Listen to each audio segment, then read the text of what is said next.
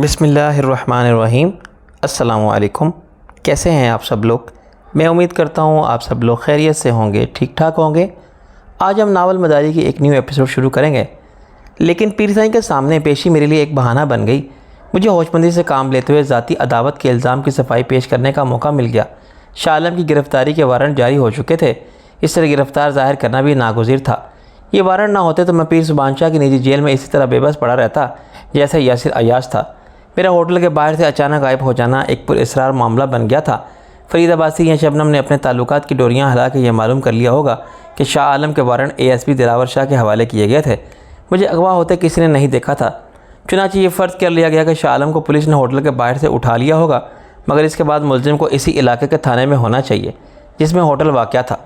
इसी थाने के रोज़नामे में शाह आलम के नाम का अंदराज भी होना चाहिए, लेकिन इस रात मैं पीर सुभान शाह की हवेली में था तो थाने में कैसे मिल सकता था? मेरे दोस्तों में कानूनी कार्रवाई को समझने वाला सिर्फ फरीद अब्बासी था। ये शबनम थी जो लाकानूनियत के ख़िलाफ़ आवाज़ उठा सकती थी। इन्होंने एक के बाद दूसरे थाने देखे होंगे और सुबह के अखबारात में यह खबर दे दी होगी कि पुलिस ने कैसे अगवा के अंदाज में शाह आलम को गिरफ़्तार किया और फिर कहीं गायब कर दिया, क्योंकि इसे लाहौर के किसी थाने में नहीं रखा गया है। खबर में मुतालबा किया गया होगा कि हुकूमत शाह आलम का अता पता बनाए, वरना इस मामले में अदालत आलिया से रजू किया जाएगा। मैं इसी दबाव का नतीजा था कि मुझे अगली सुबह पुलिस की एक गाड़ी में हथकड़ी लगा के मुसल्लह नफरी के साथ थाने ले जाया गया और मेरे गिरफ़्तारी का अंदराज गुज़श्ता तारीख में 24 घंटे कबल दिखा दिया गया। इंस्पेक्टर सलामत अली ने खासी सर्द महरी और मायूसी के साथ मेरा इस्तकबाल किया। अगर जो मुझे पीर साईं के डेरे सुबहान अल्लाह हाउस से घुमा के लाया गया था, मगर अब मेरी गैर सरकारी हैसियत बदल गई थी। मैं पीर साईं का मातूब मलजुम नहीं था। मैं अपनी ज़ाती हैसियत के अलावा सुबहान अल्लाह हाउस के मुअज़्ज़ज़ मेहमान होने का एजाज़ भी हासिल कर चुका था। चुनाचे तहकीक व तफ्तीश के नाम पर मुझे हर अजाब देने की सारी हसरत बाकी रह गई थी, और इस अजाब से निजात के लिए लवाकिन से नजराने वसूल करने की और सरकारी मेहमान खाने में घर जैसे आराम व आराइश के असबाब के फराहम करने का मुआवजा वसूल करने की आरज़ू भी पूरी होती दिखाई न दे रही थी। मज़ीद ख़राबी ये हुई कि शबनम के ईमा पर थाने के मौजूद रहने वाले एक रिपोर्टर ने मेरी तशरीफ़ आवरी साथ ही SHO साहब को अपनी सूरत दिखा दी और खुशखबरी भी सुना दी कि इतला आगे सबको पहुँचा दी गई है कि शाह आलम किस थाने में है। इंस्पेक्टर सलामत अली का मूड और ख़राब हो गया।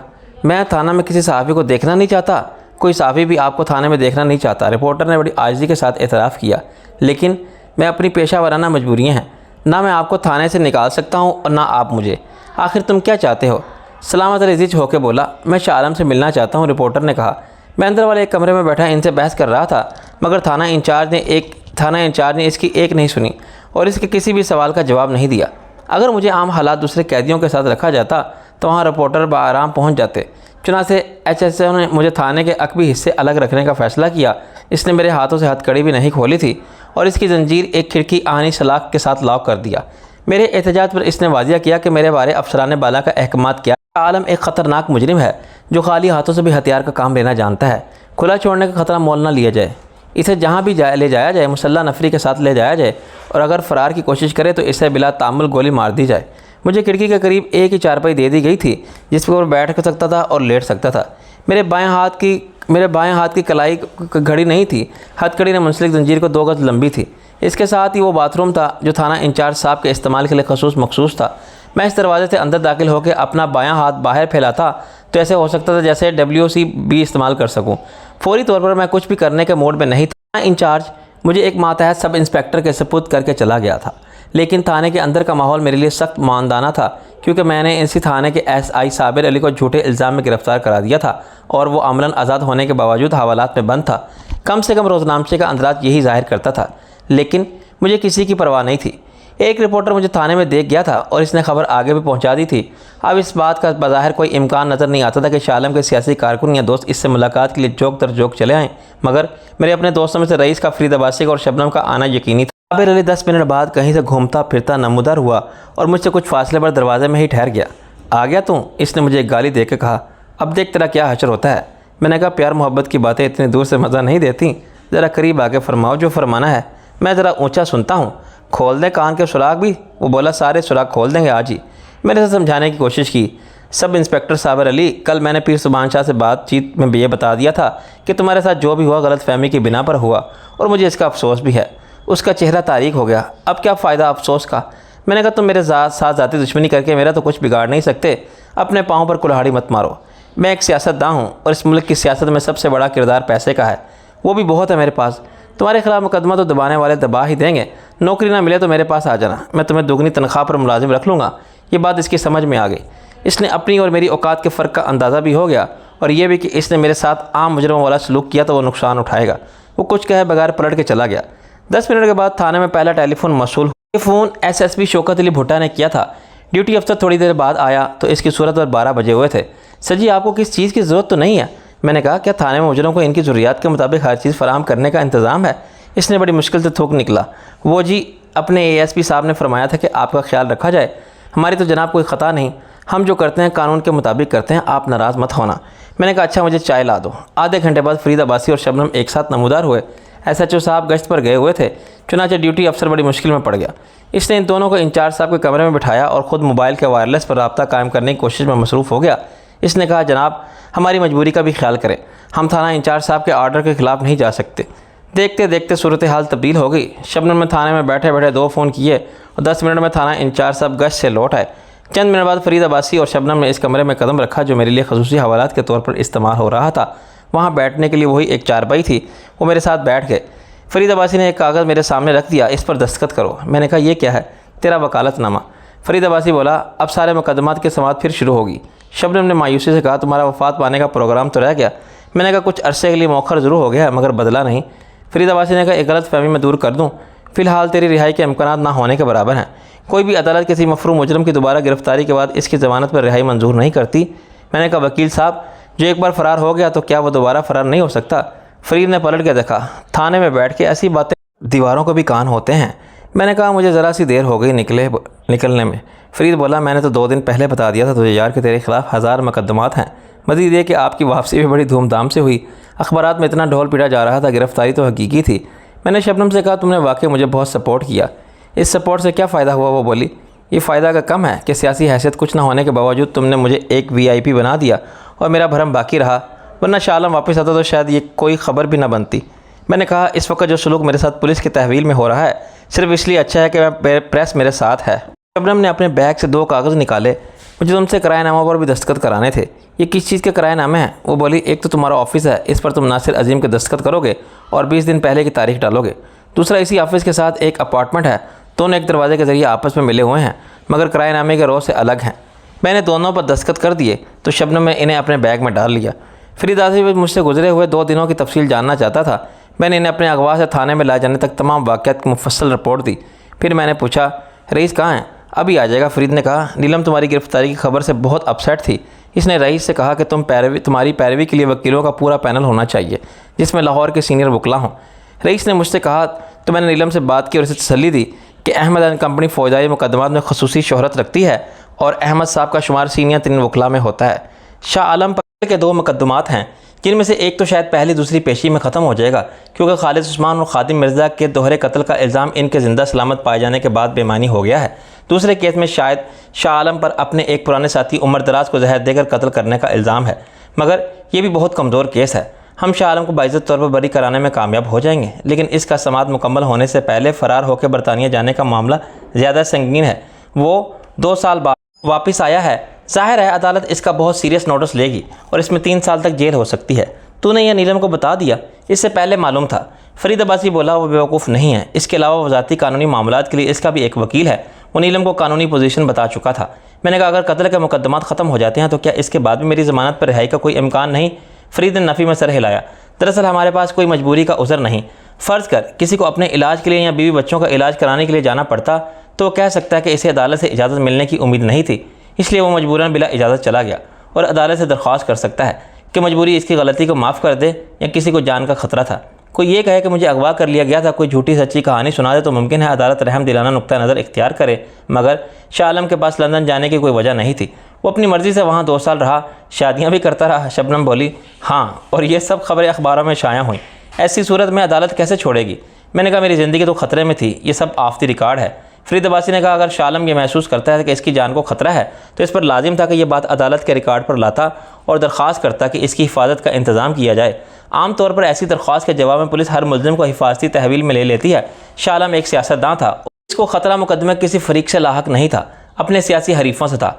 शाह आलम अदालत में किसी का नाम नहीं ले सकता था, लेकिन इस बात का इम्कान था कि इसे पुलिस गार्ड मिल जाते, मगर वो अदालत कुछ बताए बगैर भाग के लंदन चला गया था। अब वो अदालत से किसी रियायत की उम्मीद कैसे रख सकता है। हम वैसे तो कमरे में आज़ादाना गुफ्तगू कर रहे थे, लेकिन बाहर दूसरे कमरे में SHO साहब बनफ्स नफीस मौजूद थे और थाने के इंतजामी अमूर में मसरूफ़ होने के बावजूद हमारी तरफ से बेखबर हरगिज़ नहीं थे।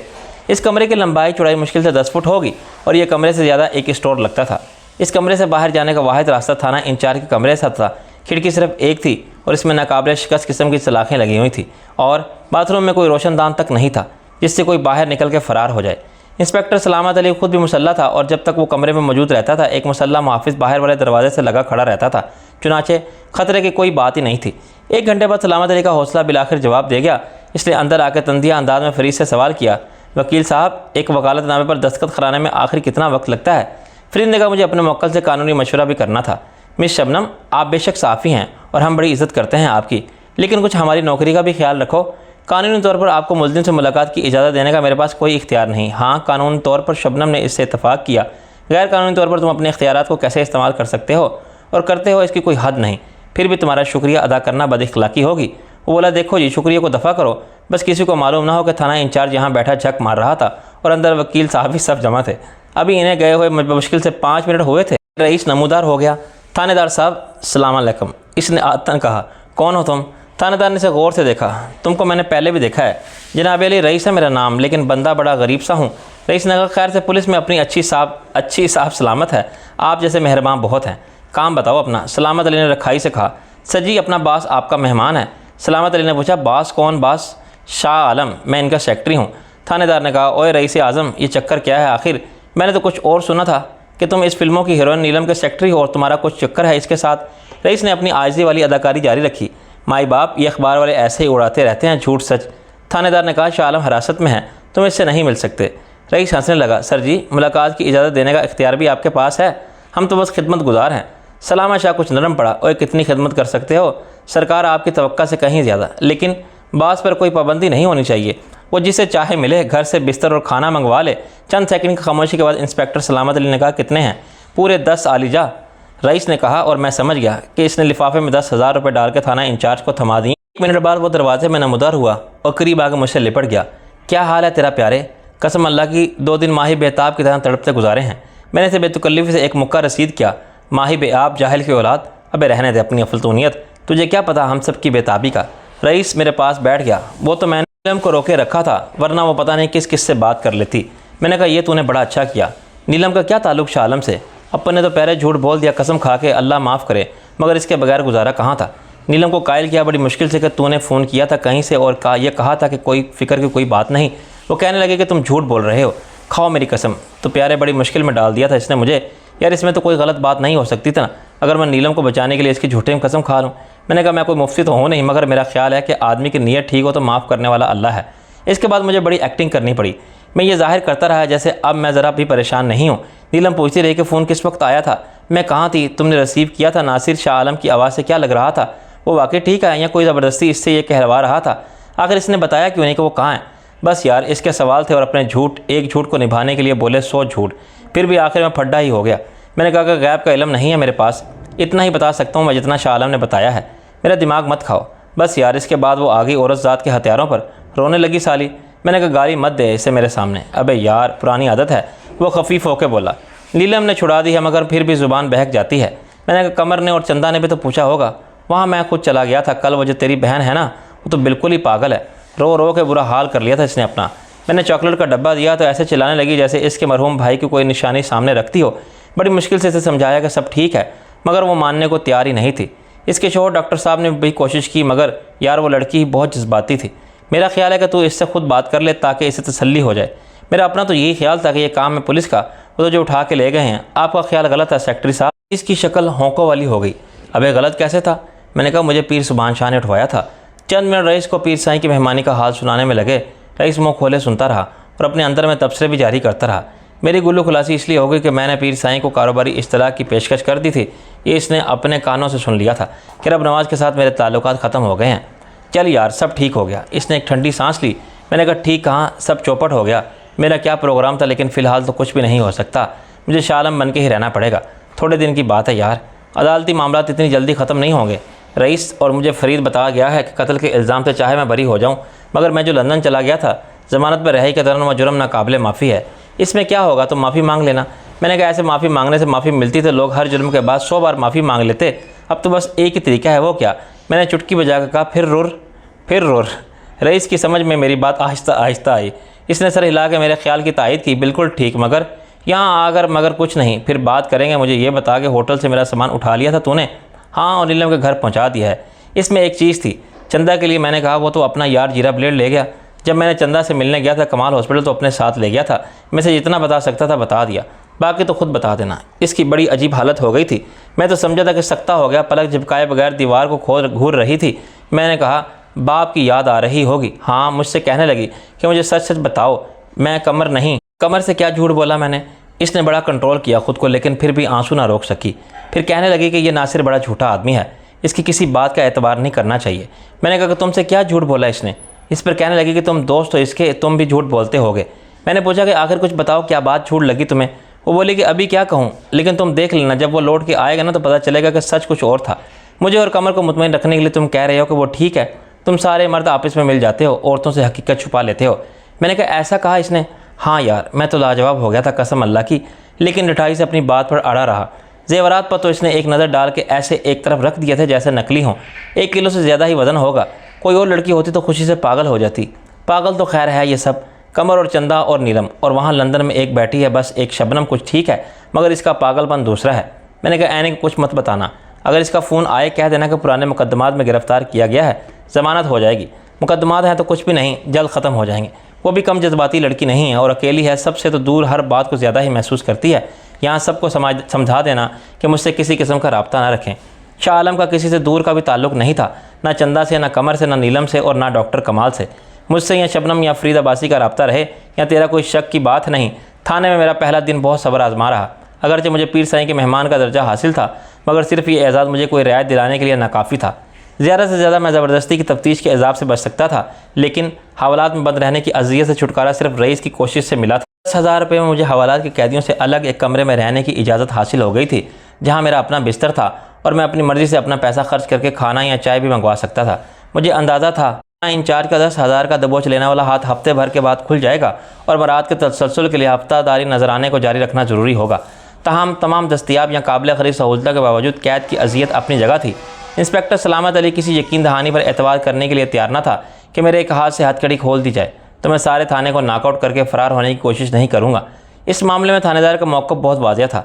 मेरे पास फालतू नफरी तो है नहीं कि एक मुसल्ला कांस्टेबल को 24 घंटे शाहजी की निगरानी के लिए खड़ा करा रहूँ। और सच्ची बात यह है कि निगरानी करने वाले की नज़र भी चूक जाती है। ये तो 1 मिनट में इससे बंदूक भी छीन लेंगे। अब जैसी इनकी मर्ज़ी, मैं हथकड़ी खोल के इन्हें हवालात में खुला छोड़ देता हूँ या इनकी अपना कमरा और बिस्तर है, कि यहाँ रहें मज़े से, एक हाथ को फ़र्ज करने के है ही नहीं। इस जिस्मानी तकलीफ़ के साथ थाने के माहौल को जहनी अजियत थी। सलामत अली दिन में कई बार आता जाता था। इसने दरवाजे के बाहर खड़े होने वाला संतरी को हदायत कर दी थी कोई एक लम्हे के लिए भी इधर उधर ना जाए। इसे शायद ये डर था कि कहीं मैं हथकड़ी खिड़की में लगी हुई लोहे की सलाखें या खिड़की तोड़ के आज़ाद ना हो जाऊँ। हर बार आते ही वो एक नज़र अंदर झांक के ज़रूर देखता था कि मैं मौजूद हूँ या खाली चारपाई माँ हथकड़ी मौजूद है और मैं गायब हूँ। थाने के अंदर की सारी आवाज़ें मुझ तक साफ पहुँचती थीं। दिन भर में जितने मुजरिम पकड़े गए इनका इस्तकबाल बड़े ज़ोर शोर से होता था। फिर इनके साथ आने वाले फ़र्दियाँ फ़गा करते थे और इसके बाद सौदेबाजी का अमल शुरू होता था। कॉलेज में पढ़ने वाला एक लड़का ट्यूशन सेंटर से वापस घर जाते हुए बदकिस्मती का शिकार हो गया था। वो जिस बस में सफ़र कर रहा था इसमें किसी जेब कतरे ने हाथ की सफाई दिखा दी, मगर जिसकी जेब साफ़ हुई थी इसे पता चल गया कि जेब हल्की हो चुकी है। इसने शोर मचाया। जेब कतरे ने पकड़े जाने के डर से बटवा इस कॉलेज के लड़के की जेब में डाल दिया था। जब तलाशी शुरू हुई तो असल मुजरिम बच गया और वो लड़का पकड़ा गया। जिसकी जेब से बटवा बरामद हुआ था लोग इसे पकड़ के थाने ले आए थे। थाने वाले बेवकूफ़ नहीं होते, वो मुजरिम को सूरत से भी पहचान लेते हैं। खसूसन जेब कतरे तो अपनी उंगलियों की सख्त और सख्ती से भी पहचान लिए जाते हैं। थाने वालों ने देख लिया होगा वो सीधा साधा शरीफ लड़का है, मगर इसके घर वालों के आने से पहले तफ्तीश का अमल शुरू हो गया था। घर वालों ने सख्त एहतजाज किया और सबूत पेश किया कि वो 3rd ईयर का तालिब इल्म है और वो शरीफ लोग हैं, मगर थाने में खाली खुली शराफत की सनत कहाँ चलती है। लड़के को रिहा नहीं किया गया और इतना मारा गया कि इसे खून की उल्टियाँ होने लगीं। अब घर वाले रोने पीटने लगे और हाथ पैर जोड़ने लगे। इसके बाद रिहाई के लिए मुज़ाकरा शुरू हुए। बिलाकर घर वाले अपनी इज्जत और लड़के की जान की कीमत अदा करके इसे घर लेके। ये कोई एक वाक़या नहीं था। एक जगह बम का धमाका हुआ। असल मुजरिम पहले ही जाए वारदात से फरार हो चुके थे। बेवकूफ़ी की तरह वहाँ खड़े होकर तमाशा देखने वाले पकड़े गए। पुलिस ने 15-20 आदमी शुबे में उठा लिए। इनमें से हर एक अपनी बेगुनाही की कीमत अदा करके घर गया। इन पकड़े जाने वालों में बाज़ औक़ात ऐसे लावारिस बेघर भी धर लिए जाते हैं जिनको छुड़ाने कोई नहीं आता वो मुहावरे के मुताबिक हामिद की पगड़ी महमूद के सर रखते में काम आते हैं, दूसरों के जराइम इनके सर डाल दिए जाते हैं और वो महीनों बाज़ औक़ात बरसों थाने या जेल में पेशी के मुंतज़िर सड़े रहते हैं। ना वो खुद इस काबिल होते हैं कि कोई वकील कर सकें, ना कोई इनकी रिहाई के लिए फ़िक्रमंद होता है। शाम तक इस माहौल में मेरी तबीयत बेजार हो गई, लेकिन मेरी रिहाई किसी कीमत पर मुमकिन नहीं थी, वरना रईस 1 लाख तो क्या 1 करोड़ भी लिया था। रात हुई तो कमरे में अंधेरा फैलने लगा। कमरे का बल्ब फ्यूज़ हो चुका था और थाने में कोई भी अपनी जेब से पैसे खर्च करने कर बल्ब लाने के मूड में नहीं था। जब मैंने पैसे दिए तो किसी ने ला के बल्ब लगा दिया। मैंने बाज़ार से चाय मंगवा के पी तो इस खिदमत का मुआवजा अलग दिया। दरअसल बड़े थानेदार साहब तो मुहावरे के मुताबिक शेर का हिस्सा लेकर अलग हो जाते हैं, फिर शिकार रह जाता है दूसरे और तीसरे दर्जे के मखलूक के लिए। थाने का अमला सारा दिन परचून फरोशी करता है, छोटे छोटे कामों का मुआवजा वसूल करके अपना खर्चा पूरा करता है। रिपोर्ट लिखवानी है, रिपोर्ट की नकल चाहिए, मुलाकात करनी है, खाना मंगवाना है, कपड़े बदलने हैं, रफ़े हाजत के लिए जाना है, पैसे निकालो, कदम कदम पर 10, 20, 100, 50 खर्च करने पड़ते हैं। रात को रईस फिर आया। वो खाना लेकर आया था। हमने एक साथ बैठ के खाना खाया। फिर शबनम आ गई। इसने अपने तौर पर पुलिस के आला अफसरान से बात की थी और उन्होंने कहा ज़रूर था कि वो मेरे हाथ को हथकड़ी से आज़ाद करा देंगे, लेकिन SHO सलामत अली ने अपना नुक्ता नज़र बयान किया कि मुल्ज़िम ख़तरनाक है, जोड़ो कराटे जानता है, पहले भी 2 साल मफरूर रहा है, अगर फिर मार धाड़ के निकल गया तो मेरी नौकरी पर हर्फ आएगा। नतीजा ये कि हथकड़ी अपनी जगह पर रही।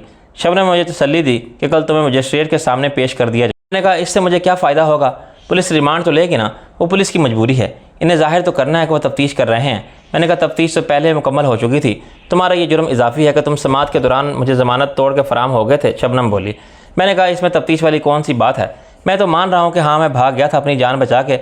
इसने कहा पुलिस को भी खानापूरी की तफ्तीश करनी होती है, वो तुम्हारा बयान लेंगे कि क्यों फ़रार हुए थे, फ़रार होकर कहाँ रू पूछ रहे, तुम ज़रा हिम्मत से काम लो। मैंने कहा हिम्मत से क्या होगा, रिमांड तो पुलिस को मिल ही जाएगा ना, ज़मानत पर रिहाई होगी नहीं। मैं कोशिश कर रही हूँ कि सरकारी वकील से बात हो जाए और ज़मानत मंजूर होने की कोई सूरत निकल आए, ज़मानत की रकम दुगनी हो जाए, हम एक की बजाय 2 अफराद की शख्सी ज़मानत भी फराहम कर देंगे, लेकिन इसके बाद तुम्हें मुकदमात का फैसला होने तक शाह आलम ही रहना पड़ेगा, इसमें तो बरसों लग जाएंगे। नहीं यार, पुलिस अभी 1 हफ्ते का रिमांड लेना चाहिएगी, हमें कोशिश करेंगे सिर्फ 3 दिन का रिमांड मिले। आज मजिस्ट्रेट का पता चल जाएगा, मुमकिन है इससे बात हो जाए। कानूनी तौर पर वो तुम्हारी ज़मानत मंजूर नहीं कर सकता, लेकिन वो तुम्हें रिहा कर दे तो इससे कौन पूछ सकता है। फरीद अब्बासी ने बताया कि ज़मानत पर रिहाई का इख्तियार ADJ के पास है। मैंने कहा ये ADJ कौन साहब है? एडिशनल डिस्ट्रिक्ट एक्शन सेशन जज। 1-2 जज ऐसे हैं जिनकी रेपुटेशन अच्छी नहीं है, वो तुम्हारी फिर ज़मानत पर रिहाई का हुक्म सादिर कर सकते हैं, वो पूरी तरह बाइख्तियार हैं। ख़ास तौर पर इन हालात में हाई कोर्ट भी ज़मानत पर रिहाई का हुक्म नहीं देती, मगर ADJ के इख्तियारात को सिर्फ सरकारी वकील चैलेंज कर सकता है कि अदालत ने ज़मानत मंजूर करके गलती की है, और हाई कोर्ट में अपील हो सकती है कि ज़मानत मनसूख की जाए, मगर हम सरकारी वकील को राज़ी कर लेंगे। ADJ के हुक्म पर एतराज़ ना करें। मैंने कहा इसका काम हफ्ते में 10 दिन तो गुजर ही जाएंगे, ये तो है, कानून अपनी रफ्तार से चलता है और तरीक़ेकार की पाबंदी भी लाजिम है। 3 दिन के बाद हम कोशिश करेंगे कि पुलिस मज़ीद रिमांड मांगे तो जज इनकार कर दे और तुम्हें जेल भिजवा दिया जाए जो जुडिशल रिमांड पर, वो और मुसीबत हो जाएगी। नहीं, वहाँ तुम्हारे लिए भी क्लास ली जा सकती है और B क्लास में A क्लास की सहूलतें फराम करना तो कोई मसला ही नहीं। तुम इतना घबरा क्यों रहे हो? इस तरह तो होता है इस तरह के कामों में। मुझे अफसोस है कि ज़रा सी ताख़ीर से और मेरी बेएहतियाती से बना बनाया खेल बिगड़ गया, वरना अब तक मैं गायब हो गया होता। वो बोली चलो देर आए दुरुस्त आए। मैंने कहा शबनम मैं कुछ और सोच रहा हूँ। क्या? वो बोली। मैंने कहा पंछी पिंजरा तोड़ के उड़ जाए। इसने घबरा के बाहर की तरफ देखा। ऐसी बात सोचो भी मत। मैंने कहा क्यों, क्या ये नामुमकिन है? नामुमकिन ही समझो। हम जो तुम्हारी रिहाई के लिए कोशिश कर रहे हैं सब मुश्किल में पड़ जाएंगे, लेकिन तुम्हारा कोई क्या बिगाड़ सकता है। बोली टेक इट ईजी, इतनी जल्दी मत करो। मुझे तो 90% उम्मीद है कि दोबारा तुम्हारी ज़मानत पर रिहाई भी हो जाएगी और तुम्हारे खिलाफ ये मुकदमात भी ख़त्म हो जाएंगे। मैं इस माहौल की अजियत और सबसे दूरी बर्दाश्त नहीं कर सकता। आली तुम इतने कम हिम्मत हो, मुझे अंदाज़ा नहीं था। तुमसे दूर कौन है, हम सब तुम्हारे साथ हैं। अब मुझे ऑफिस जाना है, मैं वहाँ से फ़ोन करूँगी तुम्हें और सुबह तुम्हारे लिए नाश्ता लेकर आऊँगी। रईस तीसरी मरतबा आया तो मेरे लिए बिस्तर और तकिया वगैरह लाया था। वो मेरे पास बैठने के मूड में था, मगर रात 11 बजे SHO साहब ने दरबार लगाया तो इसे जाना पड़ा। मैंने कोशिश की कि आंखें बंद करके किसी तरह नींद को बुलाऊं, मगर मुझसे चंद कदम के फासले पर थाना इंचार्ज के कमरे में दिन भर के मुकदमात पेश किए जा रहे थे और फैसले हो रहे थे। गाली गलौज और मारपीट की आवाज़ें आ रही थी और सौदे हो रहे थे। रात का वक्त हर थाने में बड़ी मसरूफियत का होता है। पुलिस छापे मारती है और हर किस्म के मुजरिम पुलिस मोबाइल में भर भर के थाने लाए जाते हैं।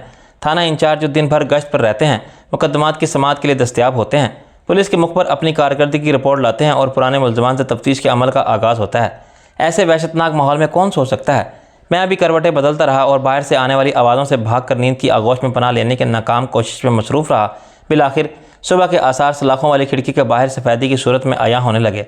मुझे फैज़ की नज़म ज़िंदा की एक सुबह याद आई और ये शेर रात बाकी थी अभी सर पा लें, आकर चाँद ने मुझसे कहा जाग सहर आई है। करीब होने के बावजूद सहर बहुत दूर थी। मैं बोझल आंखों के साथ चारपाई पर बैठा इस वक्त के बारे में सोचता रहा जो मेरी दस्तरस में आके निकल गया था। अगर इस रोज़ मैं अपनी पार्टी के मुजाहिरीन को समझाने के लिए बाहर ना जाता तो शायद 1 घंटे में भेस बदल के निकल गया होता और आज शाह आलम नहीं नासिर अजीम बनकर नीलम के कसरे आलीशान की किसी शाहाना ख्वाबगाह में महव ख्वाब होता। ये एहसास मुझे रह रह के कचूके देता था कि बहुत करीब आ जाने वाली मंजिल को खुद मैंने अपनी एक छोटी सी गलती से गंवा दिया था। लेकिन ऐसी ही छोटी छोटी गलतियाँ इंसानी तदबीर पर तकदीर की बालादस्ती का सबूत होती हैं, वरना इंसान जो चाहे वो कर सके, नाउज़ुबिल्लाह खुदा ना बन जाए। थाना इंचार्ज रात 2-2:30 बजे चला गया था और इसके बाद मुकदमात की पेशी का शोर तो कमरे में नहीं रहा, लेकिन बाहर से आने वाली चीखों पुकार का शोर बढ़ गया था। बदकिस्मती से इस कमरे के पीछे थाने का ड्राइंग रूम था, जहाँ सुबह का उजाला नमूदार होने तक मुजरम व तशद्दुद का अज़ाबनाक सिलसिला जारी रहा और मैं सारी रात इनके सिसकने, तड़पने के, हाय हाय करने और वहशियाना अंदाज में चीखने चिल्लाने की आवाज़ें सुन कर चूंकता। सुबह होते ही फिर नमूदार हो गया। वो अपने साथ थर्मास में काफ़ी बनवा के लाया था, ये चंदा ने भेजी है। मैंने कहा, तो सुबह सुबह वहाँ गया था? अबे मुझे तेरे यार डॉक्टर कमाल ने बुलाया था, इसने भी ऊपर वालों से बात की है, तुम बेगम हो जा। मैंने कहा, चंदा ने कुछ कहा? यार ये सब लड़कियाँ एक जैसी पागल क्यों होती हैं? जो बात चंदा ने कही वही कमर ने की, वही नीलम ने की। शाह आलम को देखने के लिए थाने जाना है। मैंने कहा कि अच्छा जाओ, अपना नाम भी बता देना और ये भी कि शाह आलम से क्या रिश्ता है तुम्हारा? कैसे जानती हो तुम शाह आलम को? इसकी पार्टी में थी, पहले मिलने का ख्याल क्यों नहीं आया? अब इसकी अपनी पार्टी के लोग भाग गए हैं तो तुम वफादारी जताना चाहती हो। पहले कमर ने कहा कि रईस भाई मैं बुरका ओढ़ के चली जाऊँ और कुछ नाम और बता दूँगी, ये हो सकता है ना? कि मैंने कहा हो तो सकता है, मगर तुम बैठो आराम से घर, इसका ख्याल रखने वाले हैं ना हम। यही ख्याल चंदा को भी आया और बिलाखिर नीलम को भी। मना तो सबको किया था मैंने, मगर वो मानने वाली नहीं है। क्या मतलब, यहाँ आएंगे मुझसे मिलने? मैंने अपना सर पकड़ लिया। 8 बजे शबनम पहुँच गई। वो अपने वादे के मुताबिक अब सब कुछ साथ लाई थी। रात आज़ाद साहब की बात हो गई थी एडिशनल एडवोकेट जनरल से। अगर एडिशनल सर्टिफिकेट सेशन कोर्ट ने तुम्हारी ज़मानत मंजूर कर ली तो इस फैसले के खिलाफ अपील नहीं होगी, लेकिन एडीजे का मरहला तो अभी दूर है। हाँ, आज एसडीएम 3 दिन का रिमांड लेगी, पुलिस 1 हफ्ते की दरख्वास्त देगी, फरीद अब्बासी मुखालिफत करेगा। एसडीएम अच्छा आदमी है, शबनम ने कहा। रईस बोला, कल रात डॉक्टर कमाल की इससे बात हुई है, वो कहने लगा कि मैं मजबूर हूँ, मैं आपकी बहुत इज्जत करता हूँ, मगर ये बहुत मुश्किल है कि मैं 1 दिन का रिमांड ना दूँ, केस बहुत सीरियस है। 9:30 बजे मेरी अदालत में पेशी हुई। जैसा कि पहले से तय था, पुलिस को 3 दिन के लिए मेरा जिस्मानी रिमांड मिल गया। पुलिस मुझे बाकायदा हथकड़ी डाल के अपने मोबाइल में ले गई थी और हिफाजत के लिए 4 मुसल्लह अफराद के नफरी भी साथ। 2 बजे मेरी थाने वापसी हुई और एक बार फिर मुझे खिड़की की सलाख से बांध दिया गया। मेरा बायां हाथ मुसलसल हथकड़ी में रहने से नीला पड़ गया था और कुछ सूझ भी रहा था। मैंने इस पर आयोडेक्स का लेप लिया और हथकड़ी दूसरे हाथ में लगवा ली, मगर वो दायां हाथ था। रात तक मैं सारे काम किसी खब्बे यानी लेफ्टिनेंट हैंडर की तरह करता रहा। शाम को मैंने कमर की आवाज़ सुनी, वो बाहर किसी से बहस कर रही थी। मैं शाहजी की बहन हूँ, हम किसी बहन भाई को नहीं जानते, संतरी ने कहा। सारा ख़ानदान नहीं मिल सकता थाने में, लेकिन ये सारी बहस महज 150 रुपये के लिए थी। कमर बिलाखिर बुरका में मलफूफ अंदर आ गई। मुझे हथकड़ी लगी देख के इसका बुरा हाल हो गया। मुझसे लिपट कर ज़ारो कितार रोने लगी। मैंने बड़ी मुश्किल से इसे डांट टपट कर खामोश किया। तुझे मना किया था ना रईस ने, फिर क्यों आई है यहाँ पागल? देख ले, मुझे कोई तकलीफ़ नहीं है, बिल्कुल आराम से हूँ। रात आराम से सोया था, खाना खुद रईस लेकर आता है, बस घर नहीं है, मगर आराम क्या घर से कम है। वहाँ से पहुँच के बोली, बस भाई दिल नहीं मानता था, दिल की बच्ची कुछ दिमाग से भी काम करे। मैंने इसके सर पर एक चपत लगाई, मगर यहाँ तो भरी हुई है चॉकलेट। आप कब तक आओगे घर भाई? मैंने कहा बस थोड़े दिन की बात है, 3 दिन का रिमांड है, फिर मैं चला जाऊँगा जेल, वहाँ रहूँगा समात मुकम्मल होने तक, 1-2 साल, इसके बाद 14 साल की सज़ा काट के घर यूँ गुजर जाएगा वक्त। मैंने चुटकी बजा कर कहा, लेकिन वो नादान लड़की फिर फुस-फुस रोने लगी। मैंने कहा बड़ी मुश्किल से इसे कायल किया था कि मैं मजाक कर रहा हूँ और मैं 1 हफ्ते के अंदर अंदर ज़मानत पर रिहा हो जाऊँगा। वो गई ही थी कि दूसरे रिश्ते की बहन नमदार हो गई, मगर चंदा डॉक्टर कमाल के साथ आई थी। चंदा ने कोई रोना धोना नहीं किया था, बल्कि उल्टा मेरा हौसला बढ़ाती रही कि सब ठीक हो जाएगा। रईस ने और डॉक्टर कमाल ने झूठ बोल बोल के इसे मुतमईन कर दिया था कि गिरफ्तारी और रिहाई सब ड्रामा है और कानूनी ज़रूरत है, लेकिन वो अपनी आंखों से सब देखे बिना यकीन करने को तैयार ही ना थी। मैंने इसे भी वही सब कहा जो कमर से कहा था। मेरे लिए स्पेशल हवालात करार दिए जाने वाले इस कमरे में मेहमानों की आमदोरफ्त से चहल पर रात तक जारी रही। रईस ने कई चक्कर लगाए, वो घर से खाना और काफ़ी बनवा के लाया और मुझे बता गया कि रात को नीलम ज़रूर आएगी। शबनम मगरिब के बाद आई और ऑफिस जाने तक मेरे पास बैठी रही। कमाल और शबनम और नीलम की मुश्तरका कोशिश की वजह से मेरे लिए थाने में मुसलसल फ़ोन आ रहे थे और थाने वाले मेरी अहमियत के कायल होते जा रहे थे और मुझ पर आयत पाबंदियाँ नरम पड़ती जा रही थी। नीलम सब के बाद रात 11 बजे आई और मैंने इसे बुरका में देखा तो मुझे बेइख्तियार हंसी आई। क्या कोई सोच भी सकता है कि इस वक्त थाने में फिल्म स्टार नीलम मौजूद है? अगर ये बात मैं किसी से कहूँ तो वो कहेगा कि ज़रूर आई होगी तुम्हारे ख्वाब में। वो संजीदा रही, ये सब तुम्हारा अपना किया दरा है। मैंने कहा खातून, हर शख्स खुद अपने आमाल की सज़ा पाता है, बेवजह तुमने देर की। शाह आलम की अच्छी खासी तशहीर हो चुकी थी एक प्रेस कॉन्फ्रेंस से, इसके बाद होटल में रुकने की क्या ज़रूरत थी? इसने मुझे डांटने के अंदाज में कहा। एक के बाद एक बेवकूफ़ी सरजद फरमाते रहे वहाँ बैठ के। इतनी लंबी प्लानिंग की बिला वजह, और ख्वाम खा इस पुलिस वाले से पंगा लिया। मैंने कहा एक बात कहूँ, बोलो। बुरके में तुम क़यामत लग रही हो, क्या तुम्हारे पुरस्कारों ने कभी तुम्हारे चेहरे को ऐसे स्याह निकाब में देखा है? वो थोड़ा सा शर्मा के मुस्कुराई। एक दो फिल्मों में बुरका भी ओढ़ा था, लेकिन अनारकली या माल पर शॉपिंग के लिए जाना हो तो मैं यही बुरका इस्तेमाल करती हूँ। मुझे रश्क आ रहा था रईस पर, क्या किस्मत पाई है इसने। वो बोली मैं अब चलती हूँ, तुम ये 1 लाख अपने पास रख लो। मुझे हंसी आ गई। 1 लाख थाने में क्या करूँगा? इनमें से मैं जुआ खेलूँगा पुलिस वालों के साथ और हार जाऊँगा, ना ये लोग ऐसे ही छीन लेंगे। 1 लाख के लिए तो कत्ल भी हो सकता है मेरा। बेवकूफ़ी की बात मत करो, थाने में हर कदम पैसा खिलाना पड़ता है। मैंने कहा थाने को तुमसे ज़्यादा मैं जानता हूँ और मुझसे ज़्यादा रईस समझता है। यहाँ दिन भर 10, 20, 100, 50 के मामले होते हैं, इसके लिए मेरे पास 2000 हैं। रईस आता जाता रहता है कि ज़रूरत पड़ी तो बता दूंगा इसे। इसने कुछ खफीफ होकर नोट वापस बैग में रख लिए और चेहरे पर नकाब डाल के निकल गई। मैंने खुदा का शुक्र अदा किया कि इसकी मौजूदगी में कोई आया नहीं और किसी ने इसकी सूरत नहीं देखी, वरना थाने में सनसनी फैल जाती और सुबह के अखबारों में ये खबर आ जाती कि सुपरस्टार नीलम ने थाने में शाह आलम से मुलाकात की। आधी रात के वक्त फिर गुज़श्ता रात वाला मामूल शुरू हुआ था कि इंस्पेक्टर सलामत अली मेरे पास आ गया। कैसा वक्त गुजर रहा है शाह जी? मैंने कहा मेहरबानी है आपकी। वो बोला एएसपी साहब का फ़ोन भी आया था और मालूम है इन्होंने क्या फरमाया? मैंने कहा मुझे कैसे इल्म हो सकता है? वो चाहते हैं कि तुमसे कोई रियायत ना की जाए, पीर सुबहान शाह का मेहमान ना समझा जाए तुम्हें। मैंने कहा तुम अफसरान बाला का हुक्म नहीं मानते? वो बोला मेरी तो ज़िंदगी अजाब कर दिया टेलीफोनों ने। एसएसपी शौकत अली भुट्टा कहता है कि तुम्हारा ख्याल रखा जाए। हम क्या ख्याल नहीं रख रहे, फिर तुम ऊपर वालों से क्यों कहलवाते हो? मैंने कहा ऊपर वाले खुद फ़ोन करते होंगे, मेरे मरासम तो सबसे है, मैं किस किस को मना करूँ। मैंने तय किया कि तुम्हें यहाँ से शिफ्ट कर दिया जाए किसी को कुछ बताए बगैर। तुमसे CIA सेनेटर तफ्तीश होगी। मैंने कहा यह सरासर गैर कानूनी होगा। ऐसी की तैसी मुझे कानून समझाने वाले की उद्धार के बोला, मैं तुमको भी ऐसी जगह पहुंचा दूंगा जहां किसी के फरिश्ते भी तुम्हारा पता ना लगा सकेंगे। मुझे पता चला है कि सारा दिन यहाँ मेला लगा रहता है। तुम्हारा सारा ख़ानदान मिलने आ रहा था। ये थाना है या तुम्हारा होटल? इसके रवैये में बरहमी का ये अंदाज़ इस वक्त समझ में नहीं आया, मगर 10-15 मिनट के बाद वो थाने के साथ फिर नमोदार हुआ। एक हवलदार ने मेरी आँख पर पट्टी बांध दी और दूसरे ने मेरे हाथ कमर के पीछे जाके हथकड़ी लगा दी। मेरे किसी सवाल या एहतजाज और इसके बगैर इन्होंने मुझे बिल्कुल परवाह नहीं की। मैंने सलामत अली से कहा यह भी जो तुम कर रहे हो गलत है और गैर कानूनी है। इसने बड़ी रौनक से कहा फिर? मैंने कहा मैं अपने वकील को बताना चाहता हूँ। इसने वकील को एक गाली दी। वकील की ज़रूरत से ज़्यादा रियायत मिल गई थी। मैंने कहा तुमने मुझ पर कोई एहसान नहीं सलामत अली, तुम मुझ मजबूर थे और तुम्हें इसकी कीमत अदा कर दी गई थी। इसने जहर आलूद लहजे में कहा बकवास मत कर। मुझे एक धक्का दिया, चल आगे। मेरी मजबूरी को तूने अब ज़रा अपनी मजबूरी भी देख ले। मैं धक्के से गिरते गिरते बचा। मुझे किसी अंदर तरह हाँकते हुए बाहर ले गया और एक मोबाइल में बिठा के पुलिस के रवैये में इस तब्दीली का मैं एक ही मतलब समझ सकता हूँ। किसी हरीफ या दुश्मन ने मुझे मिलने वाली रियायत आगे शिकायत कर दी थी और कहीं बहुत ऊपर से हुक्म आ गया था कि ये अमारात वापस ले ली जाएँ। मुझे अपने और फरीद अब्बासी के अंदाज़े गुलाम दिखाई देते थे। शायद अब मेरे रिमांड में तो कमी हो जाएगी। मुझसे पूछ-कुछ में आम मुजरमों जैसा भी सलूक होगा। खैर अब जो होना है वो होगा। सुबह से मेरे फिर मैदान में उतर आएंगे और सिफारिशों के सवालात रिश्वतों के बल पर मेरे लिए इंसाफ के दरवाजे कोशिशों का सिलसिला असर नौ शुरू होगा। मोबाइल आधी रात की खामोशी में अपना सफ़र तय कर रही थी। मैंने इब्तिदा में हिसाब रखने की कोशिश की कि कितनी बार दाएँ बाएँ मुड़ी है, लेकिन बाद में सब गलत। और जब बिला आखिर 15-20 मिनट बाद की ड्राइविंग के बाद ठहरी तो मुझे कुछ पता न था कि मुझे कहाँ लाया गया। गाड़ी सीधे रास्ते पर चलती रही होगी, मगर इस बात का इम्कान भी था कि इसे घुमा फिरा के ले जाया गया हो। एक बार फिर मुझे धक्के दे के नीचे उतारा गया और मैंने SHO इंस्पेक्टर सलामत अली की आवाज़ सुनी। 2 हाथों ने मुझे दाएं बाएं बाजुओं से थाम रखा था और मैं इनकी हदायत के मुताबिक चल रहा था। मेरे कानों ने लोहे का एक फाटक खोले जाने की आवाज़ सुनी। मैंने 3 सीढ़ियों के बराबर बुलंद एक ढलवान सतह पर चढ़ के ऊपर गया। फिर मुझे 100 कदम अंदर चलना पड़ा। इसके बाद कोई दरवाज़ा खुला और मेरे पैरों के नीचे कालीन आ गया। मेरा दिमाग सोचने लगा किस थाने में ऐसे दबेर कालीन बिछे होते हैं।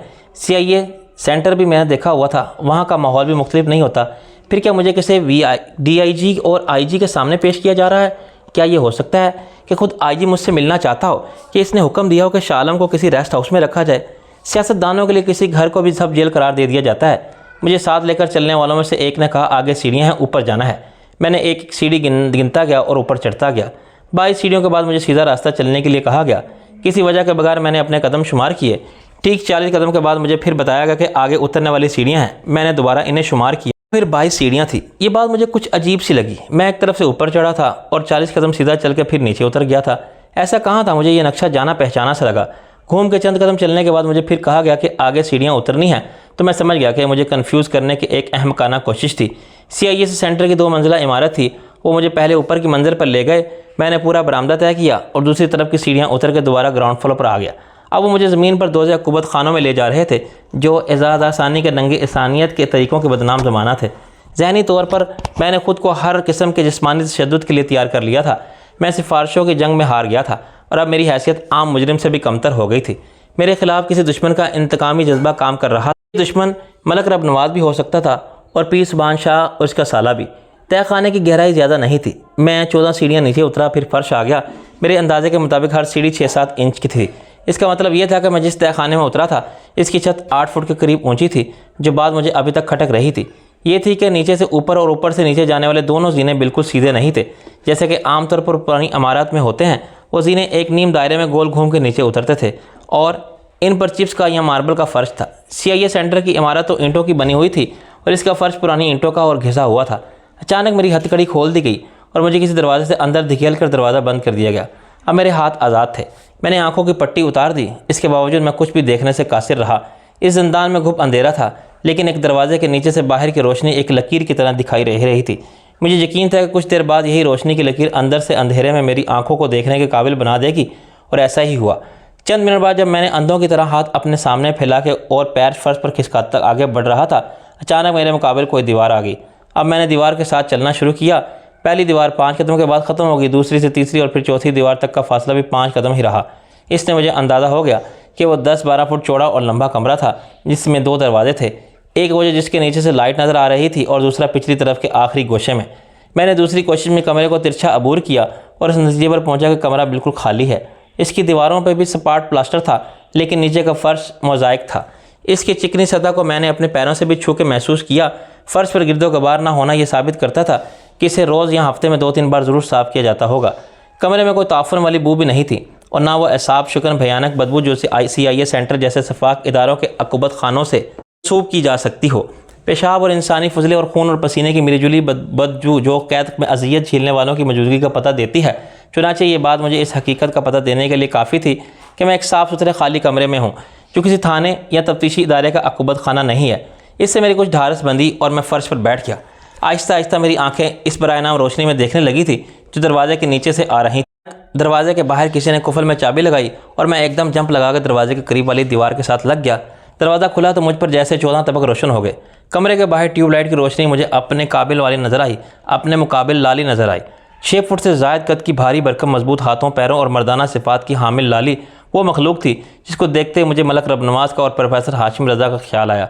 इस नीम इंसानी नीम हैवानी औरत नुमा मखलूक को प्रोफेसर हाशिम रज़ा ने अपनी जिन्नियाती साइंस के एक तजर्बे से ईजाद किया था। लाली की माँ एक आम औरत थी, मगर बाप अफ्रीका के बनमानस और गुरीले जैसी हैवानी मखलूक था और लाली इनकी टेस्ट ट्यूब बेबी का दर्जा रखती थी। इसी नौ की दूसरी तख्लीक जम्बू था, जिसे प्रोफेसर हाशिम रज़ा ने पाल के बड़ा किया था और वह मर्दाना सफ़ात रखता था। लेकिन ख़ास बात यह थी कि जम्बो और लाली देखने में मर्द औरत नज़र आने के बावजूद तौलीदी निज़ाम से महरूम थे और शादी करके अपने जैसे बच्चे पैदा नहीं कर सकते थे, जैसा कि प्रोफेसर हाशिम रज़ा ने बताया था। जम्बो या लाली APE फैमिली के 2 जानदारों के मिलाप से पैदा हुए, लेकिन ये मिलाप जिस्मानी नहीं था, ये एक लेबॉर्ट्री टेस्ट का नतीजा था।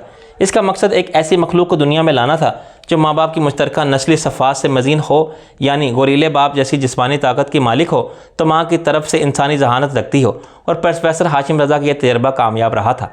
जेनेटिक साइंस के तजर्बात का सिलसिला पिछली 1 सदी पर मुहित है और इसकी ताज़ा तरीन कामयाबी डोली नाम की भेड़ है जो क्लोनिंग से वजूद में आई थी। साइंसदानों का कहना है कि वह जिंदा खुलिये से पूरा जानदार, यहाँ तक कि अपनी मर्जी का इंसान भी तैयार कर सकता। इस तरह बनाए जाने वाले इंसान को ज़ाहिर व बातिनी सफ़ात होंगी जो असल खुलिये के मालिक थीं। इखलाकी और मजहबी वजूद की बिना पर अभी तक दुनिया के ममालिक में जानवरों की क्लोनिंग पर काम हो रहा है, मगर क्लोनिंग पर पाबंदी आयद है। ताहम इसराइल, यूनान और दीगर ममालिक के बारे में बताया जाता है कि वहाँ क्लोनिंग पर छुप के काम हो रहा है। प्रोफेसर हाशिम रज़ा का तजर्बा इब्तदाई नौयत का समझा था। लाली एक ही नस्ल के समझे जाने वाले 2 जानवर मुश्तरका सफ़ात रखती थी, जैसे खच्चर जो कि गधे घोड़े मिलाप से पैदा होता है और दोनों की खसूसियात का हामिल है, यानी गधे की तरह जफाकश और बोझ ढोने वाला हो तो घोड़े की तरह तेज़ रफ्तार, लेकिन इसमें भी खामी के खच्चर से खच्चर पैदा नहीं होता था। लाली में दूसरी खराबी ये थी कि इस अमर को उल्टा जा सकता था, यानी इसका बाप इंसान और माँ गोरीले की माँ बन सकती थी। चुनांचे वो औरतें जो लाली और जम्बो की माँ बनी, इन्हें जन्म देते वक्त मर गई थीं। और प्रोफेसर जानता था कि गोरीले के बच्चे की पैदाइश के वक्त हर औरत मर जाना, चुनांचे जम्बो और लाली जैसी नस्ल के फ़रोग़ का काम न सिर्फ इंतहाई महंगा था, बल्कि कानूनी तौर पर भी जुर्म का दर्जा रखता था। मुझे मालूम हुआ था कि प्रोफेसर हाशिम रज़ा ने अपने तजर्बात लिए जिन औरतों का इस्तेमाल किया था, इन्होंने मुआशी मामलात के बायस अपने आप को बहुत भारी कीमत पर फ़रोख्त कर दिया था और ऐसी औरतें आसानी से दस्तयाब नहीं थी जो 10 लाख के लेकर एक तवील तकलीफ़ और मौत को गले लगाने के लिए तैयार हों। प्रोफेसर हाशिम रज़ा से एक ज़ाती मुलाकात में जाकर ऐसे ही हौलनाक इंकशाफात हुए थे।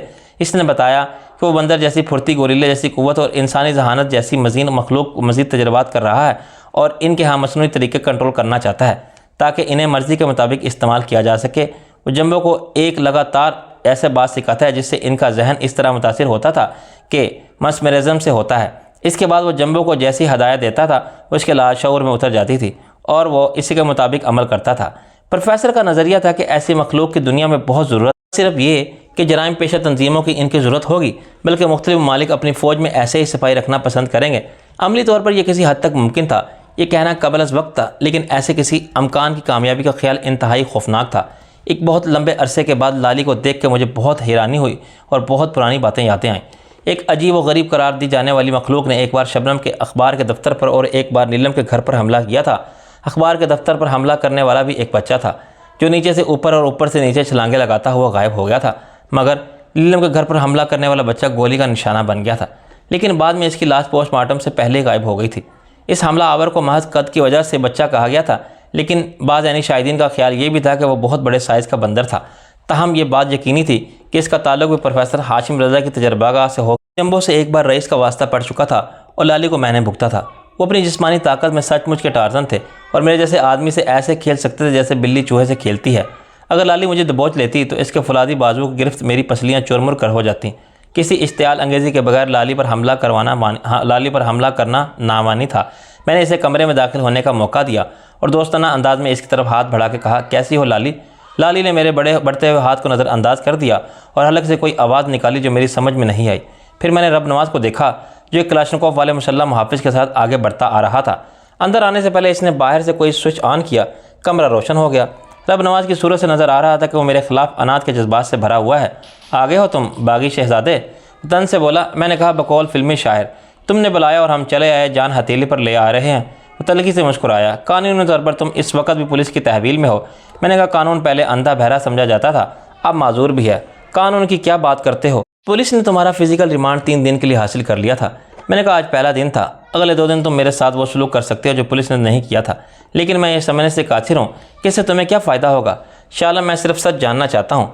मैंने कहा, कौन सा सच? मुझे नहीं मालूम तुम इस सच की बात कर रहे हो।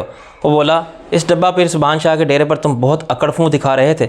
मैंने कहा, माफ़ करना रब नवाज़, मैं तुम्हें इतना अहमक नहीं समझता था जितना तुमने खुद को साबित किया। तुम्हारा दुश्मन है, वहाँ बैठ के क्या मैं तुमसे दोस्ती जिताता और तुम्हारी तारीफ़ करता? इसकी सूरत पर उलझन के आसार नुमायाँ हुए। तुम मुझे ऐसी बातों से बेवकूफ़ नहीं बना सकते।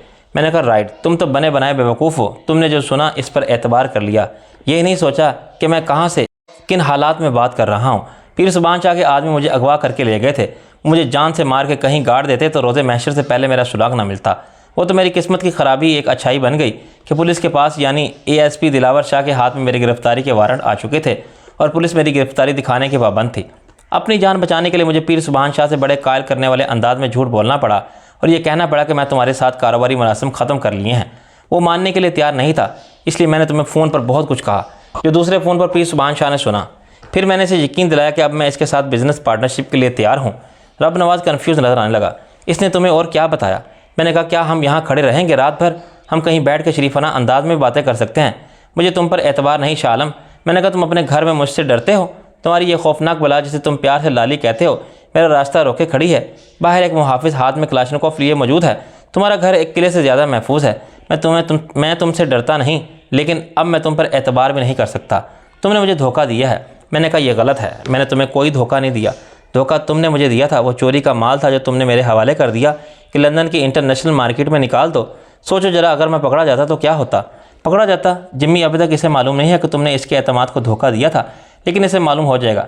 इसे कभी मालूम नहीं हो सकता। मैंने कहा, रब नवाज़, तुम सारी दुनिया की आंखों में धूल नहीं झोंक सकते। लॉर्ड प्राइस पर एक ब्रोकर के कत्ल का इल्ज़ाम है। जब यह मुकदमा अदालत में पेश होगा तो वो बता देगा कि ब्रोकर ने अपना कमीशन पक्का करने के लिए इसे नहीं बताया था कि वह चोरी का माल है। चुनांचे बाद में जब इसने एतराफ़ किया कि वो ये बात जानता है तो इसने ब्रोकर को गोली मार दी। वो ब्रोकर की दर्द कोई गोई पर सख्त मुश्तिल हो गया था। मुमकिन है इससे लॉर्ड प्राइस को दी जाने वाली सज़ा में तखफीफ हो जाए, लेकिन तुम सोचो कि इससे तुम्हारी साख कितनी मुतासिर होगी। क्यों, क्या तुमने रब नवाज बिजनेस क्या ऐसे चल सकता है? एक बिजनेसमैन दूसरे का माल उठा ले? वो झुंझला के बोला, बंद करो अपनी ये बकवास, तुम्हें मालूम ही नहीं है। इस पीर ने तुम्हें आधी बात बताई है, ओके, बाकी आधी बात तुम मुझे बता दो। रब नवाज कुछ देर सोचता रहा। ठीक है, मैं तुम्हें एक मौका और दूंगा। 5 मिनट बाद मैं रब नवाज के साथ इसके ड्राइंग रूम में बैठा हुआ था, जहाँ मैं पहले भी कई बार आ चुका था। मेरे बिल्कुल सामने ड्राइंग रूम का वो दरवाज़ा था जिसके अंदर आए थे। इस दरवाजे को बंद करके कलाशनकोफ पर मुहाफिज अटेंशन खड़ा हुआ था। लाली अपने जारहाना तेवर भूल चुकी थी और अंदर किचन में जा चुकी थी और शायद हमारे लिए काफ़ी बना रही थी। पीर सुभान शाह ने गुज़श्ता 3 सालों में कम से कम एक बार मेरा माल जब्त कराया था। मेरी समझ में नहीं आता था कि मैं इतनी एहतियात से काम लेता हूँ, सबको खुश भी रखता हूँ, और इस कारोबार में मेरे जैसे और भी लोग हैं। सुबह सरहद में मर्दान और तख्त भाई के इलाके में 2 डीलर हैं जिनमें आपस में ठनी हुई थे। ऐसे ही 2 बलोचिस्तान में हैं, सिंध में 3 हैं, मगर अपने अपने इलाके में इनके और एक दूसरे के काम में दखल नहीं देते। एक कराची में है, वो लाड़काना और जैकबाबाद में है। फिर यहाँ पंजाब में मुझसे कौन दुश्मनी कर रहा है? एक डीलर साहिवाल में था, इसने हल्फिया कहा कि वो अपने काम से काम रखता है और इससे कारोबारी रकावत में नहीं पड़ता। वो बड़ा सूफी टाइप बंदी था। कहने लगा कि मियाँ जी, जिसका जितना रिज्क है और जहाँ वैसे ज़रूर मिल जाता है। मिलाकर मुझे पुलिस के एक ज़िम्मेदार से मुखबरी करने का वाले का पता चला और मैंने इसे उठवा लिया। पता चला वो पीर सुभान शाह का मुरीद है। इस पीर ने अभी 4-5 साल पहले ही ये धंधा शुरू किया था और अपनी पीरी मुरीदी की इस कारोबार में भी किसी और को देखना नहीं चाहता था। इसने अपना काम छोड़कर मुरीदों को मेरे पीछे लगा दिया। खैर, इससे तो आज कब्र भी किसी को याद नहीं कि कहाँ होगी। मैंने सुना है कि इस पीर की वजह से मेरा लाखों का नुकसान हो चुका था। मैंने कहा कि बेटा, 100 सुनार की तो 1 लोहार की। एक रात डाकू ने इसका गोदाम साफ़ कर दिया, इसको पता भी नहीं चला और माल पहुंच गया लंदन। मैंने कहा, पंजाबी की एक कहावत है कि सियाना कौवा ही गू खाता है। तुमने अपनी दानस में बड़ी होशियारी से काम लिया था, मगर वो पीर तुमसे कहीं ज़्यादा चालाक साबित हुआ। इसके पास चोरी होने वाले माल का पूरा कैटलॉग था। इसने 10-10 कापियाँ बनवा कर 10 बड़े शहरों के डीलर्स को फराहम कर दी थी। तुम छोड़ो इस बात को, ये बताओ कि अब वो माल कहाँ है। मैंने एक ठंडी सांस ली। मेरी समझ में नहीं आता कि पीर सुभान शाह की तरह तुम्हारी राय लंदन पुलिस के बारे में इतनी ख़राब क्यों है, हालांकि इनकी कारकर्दगी दुनिया में मिसाली समझी जाती है। तुम खुद सोचो कि अगर वो नवाजरात खुद मैंने जिम्मी या लॉर्ड प्राइस में से किसी ने छुपाए होते तो क्या पुलिस के सुराग रसा हमारी निगरानी करके इनका पता ना चला लेते? तुम लंदन पुलिस के सुराग रसानों से ज़्यादा चालाक हो, कुत्ते के बच्चे। वो चिल्ला के बोला। मैंने कहा, इसकी तारीफ़ का शुक्रिया, लेकिन रब नवाज, इस मामले में अगर किसी पर शक किया जा सकता है तो वो जिम्मी की ज़ात है। इससे तो बीवी ने मरवा दिया। मैंने कहा, अगर वो सचमुच जोली का शोहर होता तो ये सूरत हाल पैदा ही ना होती। ये जोली ने मुझे बताया कि जिम्मी का अपना कारोबार मुसलसल खसारे में जा रहा है। इसके कैंसर के साख ख़राब हो गई थी और नाइट क्लब पर कई बार छापा पड़ चुका था, क्योंकि वो गैर कानूनी तौर पर इंडियन लड़कियां स्मगल कराता था। वो वहाँ सिर्फ स्ट्रिप टेड ही नहीं, जिस्म फरोशी भी करती थी। जिम्मी को ये कैसे मालूम हो सकता है कि बीवी जिस पर वो सबसे ज़्यादा भरोसा करता है वो इससे दुश्मनी कर रही है? अगर इसका यह नवाजरात का बिज़नेस ना होता तो वो बिल्कुल ही बर्बाद हो जाता। मेरा ख्याल है कि हम दोनों को लूट के बेईमानी से सरमाया हासिल करने का ख्याल जिम्मी को इसलिए आया कि वो संभलना चाहता था। इसने मुझे बताया था कि वो नाइट क्लब और जुए खाने को बेचकर कोई और बिज़नेस करेगा। इसको अचानक मौका मिल गया और उसने बीवी को बताया कि अपने माल पर खुद डाका डालने का प्रोग्राम बना लिया। जिम्मी ये बात नहीं मानता, पूरी तरह फंस चुका था। इस पर कम से कम 4 अफराद के कत्ल का इल्ज़ाम है। फर्स्ट डिग्री मर्डर, जिसे हम कानूनी ज़ुबान में कत्ल अमद कहा जाता है। दूसरा इल्ज़ाम औरतों की स्मगलिंग और इनसे जिस्म फरोशी कराने का है। तीसरा टैक्स चोरी का था। चौथा डकैती का बन गया। इसकी बीवी ने पुलिस को एक वीडियो कैसेट फराहम कर दिया जिसमें इसने अपने ऑफिस में मुझसे 3 लाख पाउंड छीन लेने का प्रोग्राम बनाया था। जिससे ही मैंने ये रकम लेकर जिम्मी के ऑफिस पहुंचता तो डाकू वहां सेफ डिपॉजिट कंपनी के नुमाइंदे बन के पहुंच जाते और सब कुछ लूट कर ले जाते। सारी गुफ्तगू जोली ने सुनी और रिकॉर्ड कर ली। जिम्मी के प्लान में 2 अफराद इसके साथ शरीक थे जो शायद 1-1 लाख पाउंड ले जाते। काले में जिम्मी को यह सौदा महंगा लगा होगा कि बाद में इसने दूसरा प्लान बनाया जिसकी खबर जोली को नहीं हुई। इसने वो 2 आदमी इस काम के लिए हासिल किए कि जब हम लॉर्ड प्राइस के घर से 3 लाख पाउंड लेकर वापस आ रहे होंगे तो वो रास्ते में हमसे गाड़ी छीन लें। मेरा ख्याल है कि जिम्मी ने इन्हें गाड़ी में मौजूद कैश के बारे में नहीं बताया होगा। गाड़ी छीनना एक आम सा जुर्म है। जिम्मी ने शायद 5,000 पाउंड में 2 बदमाशों की खिदमत हासिल कर ली होंगी कि गाड़ी छीन के ले जाना और फलां जगह पर छोड़ देना। इसी तरह जिम्मी ने 2 लाख पाउंड बचा लिए होंगे। नवाजात को गायब करने का प्रोग्राम इसने पहले ही बना रखा था। इस माल को वो बाद में आहिस्ता आहिस्ता निकालता। इसकी बदकिस्मती कि वो माल चोरी का था। इस चोरी की खबर मार्केट में पहले ही आम हो चुकी थी। इसे 9 लाख पाउंड मिल जाते तो वो अपना बिजनेस संभाल लेता, लेकिन घर के बेदी ने लंका ढा दी। इसकी बीवी ने न जाने कब से मौका की तलाश में थी। इसने जिम्मी को ठिकाने लगा दिया। मैं देख रहा था कि रब नवाज मेरी बातों से कायल होने लगा है। ये सब बातें इसे पहले ही मालूम थीं, लेकिन मैंने अपना केस ऐसे मदलल अंदाज में पेश किया कि मुझे थोड़ी सी मोहलत मिल जाती तो मैं इसे अपना हम ख्याल बना लेता और कायल कर लेता कि पीर सुभान शाह के डेरे में मैंने जो भी कहा था वह हालत मजबूरी अपनी जान बचाने के लिए कहा था, वरना हम हस्बे साबिक पार्टनर हैं और रहेंगे। डकैती से होने वाले इस नुकसान को मिलजुल के बर्दाश्त करेंगे और मुस्तकबिल के सौदों में बराबर कर लेंगे। यार ज़िंदा सोहबत बाकी, बिज़नेस में कभी कभी ऐसे गैर मुतवक्के नुकसानात भी हो जाते हैं। लेकिन मेरी किस्मत की ख़राबी थी कि अचानक रब नवाज़ का बेटा आ गया। मैंने इसे पहले भी देखा था और इस वक्त बहुत अच्छी तरह देखा था। जब मैंने और सोनी ने मिलकर इसे इसका घर से अगवा किया था, वो काफ़ी बदल गया था। इसका जिस्म पहले के मुकाबले में कुछ भारी हो गया था और इसकी शख्सियत शानदार हो गई थी, क्योंकि बाप की तरह वो भी दराज कद और खुली खुली रंगत का मालिक था। रब नवाज़ का जिस्म अब उधेड़ उम्री की तरफ मायल था और इसके सर पर गंज भी नमूदार हो गया था, जबकि दिल नवाज़ के सर पर घने चमकीले स्याह बाल थे। मुझे देख के वो चौंका और फिर सीधा मेरी तरफ आया। डैड, ये कौन है? इसके बाप ने हैरानी से कहा। तुम शाह आलम को जानते हो? नहीं डैड, इसने मेरी तरफ उंगली उठा के कहा।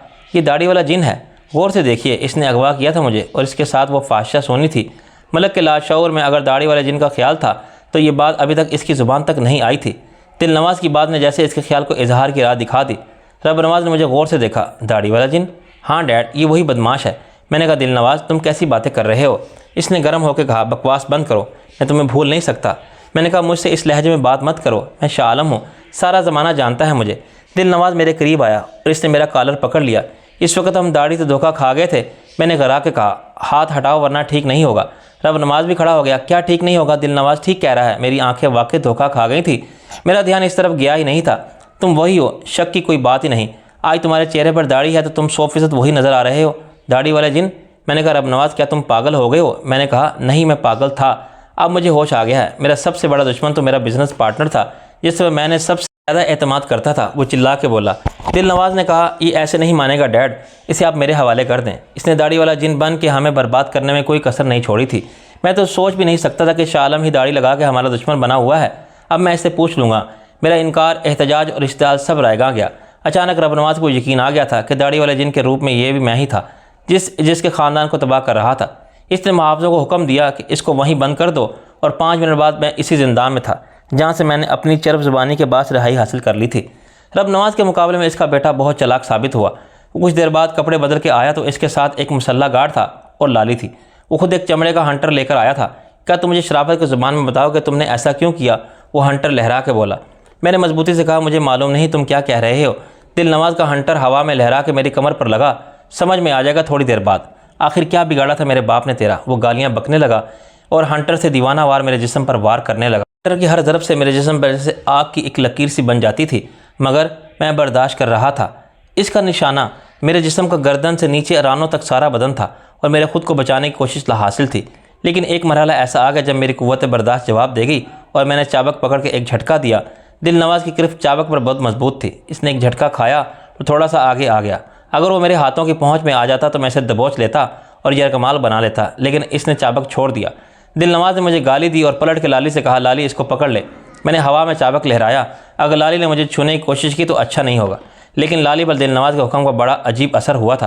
अचानक इसकी आंखें सुर्ख हो गई थी और इसका सांस धोंकटी की तरह चलने लगा था और इसके नथने फड़कने लगे थे। इसकी इंसानी सूरत पर हैवानी जज्बात की सफाकी आ गई थी और इसका जिस्म जैसे ताकत के दबाव से बल खाने लगा था। वो आहिस्ता आहिस्ता आगे बढ़ी। मैंने फिर चिल्ला के कहा, दिल नवाज़ अगर मेरा दाव चल गया तो मैं इसकी गर्दन तोड़ दूंगा, बाद में मत कहना। लेकिन मेरे अल्फाज के जवाब में कलाशनकोव के राउंड का ब्रश आया और मेरे पैरों से कुछ फासले पर फर्श उधेड़ गया। मुसल्ला मुहाफिज़ मेरी जाहिरियत के जवाब में मेरी टांग पर गोली मारने के लिए बिल्कुल तैयार था। लाली ने अपने होंठों पर ज़ुबान फेर के हलक से एक अजीब सी आवाज़ निकाली और फिर मुझ पर जस्त लगाई। मैंने इसके लिए पहले से तैयार था। मैंने झुकाई देकर एक तरफ हट गया, मगर इसके बाद लाली ने गैर इंसानी फुर्ती का साथ रुख बदला और मेरे संभलने से पहले दोनों हाथ फैला के मेरी तरफ छलांग लगाई। मुझे ऐसा लगा जैसे इसने अपने अंदाजे की गलती का एहसास होते ही हवा में अपना रुख तब्दील कर लिया है। इससे पहले कि इसके पैर ज़मीन को छूते वो मेरी तरफ पलट गई। लाली के बाजू गैर मामूली तौर पर लंबे थे। इसने मुझे पीछे से कमर में हाथ डाल के दबोच लिया। मैंने दोनों कोहनियों को पीछे ले जाके इसकी पसलियों में मारा। लाली के हलक से एक कराह निकली और इसने मुझे उठा के दूर फेंक दिया। मैं दीवार से टकराया और अभी संभल भी नहीं पाया था कि लाली मेरे ऊपर आ गिरी। इसका वजन इतनी ही जिसामत के किसी मर्द से भी ज़्यादा था। मैं कोशिश के बावजूद इसके नीचे से ना निकल सका। अब लाली मुझ पर सवार थी। इसने एक घुटने से मेरे शानों को ऐसे दबा के रखा था कि मेरा सांस रुक रहा था। इसका दूसरा घुटना मेरी कमर पर था। मेरे लिए अपने बाजू को मोड़ना भी इतना ही मुश्किल हो रहा था जितना अपनी टांगें उठाना।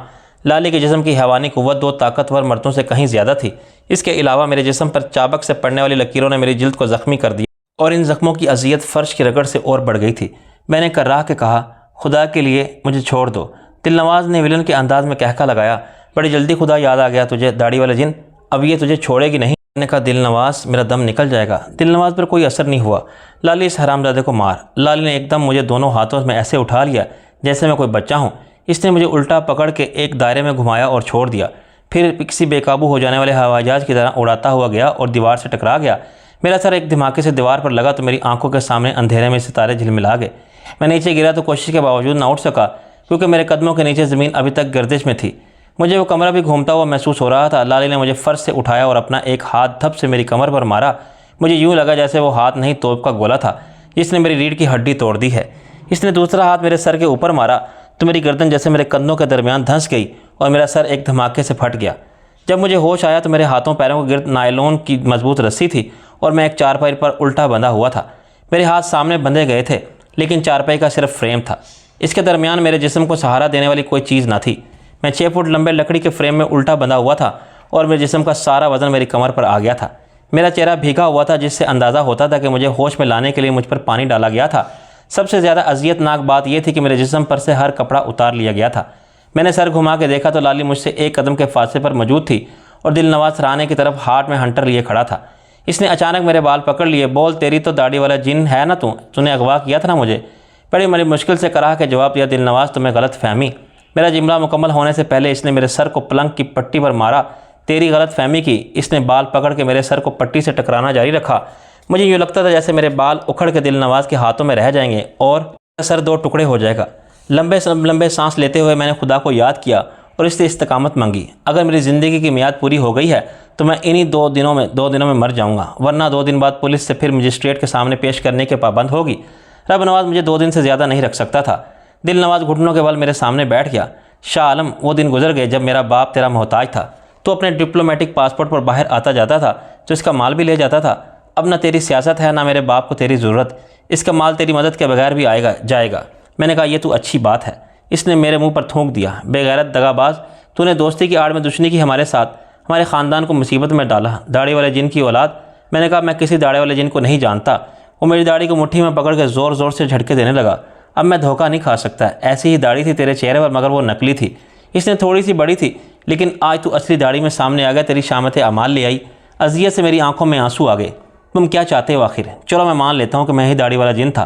तुम ज़बरदस्ती मनवाना चाहते हो तो ठीक है, मैं ज़िंदा नहीं छोड़ूंगा तुझे। मुझे मार के क्या मिलेगा तुम्हें सिवाय तसल्ली के?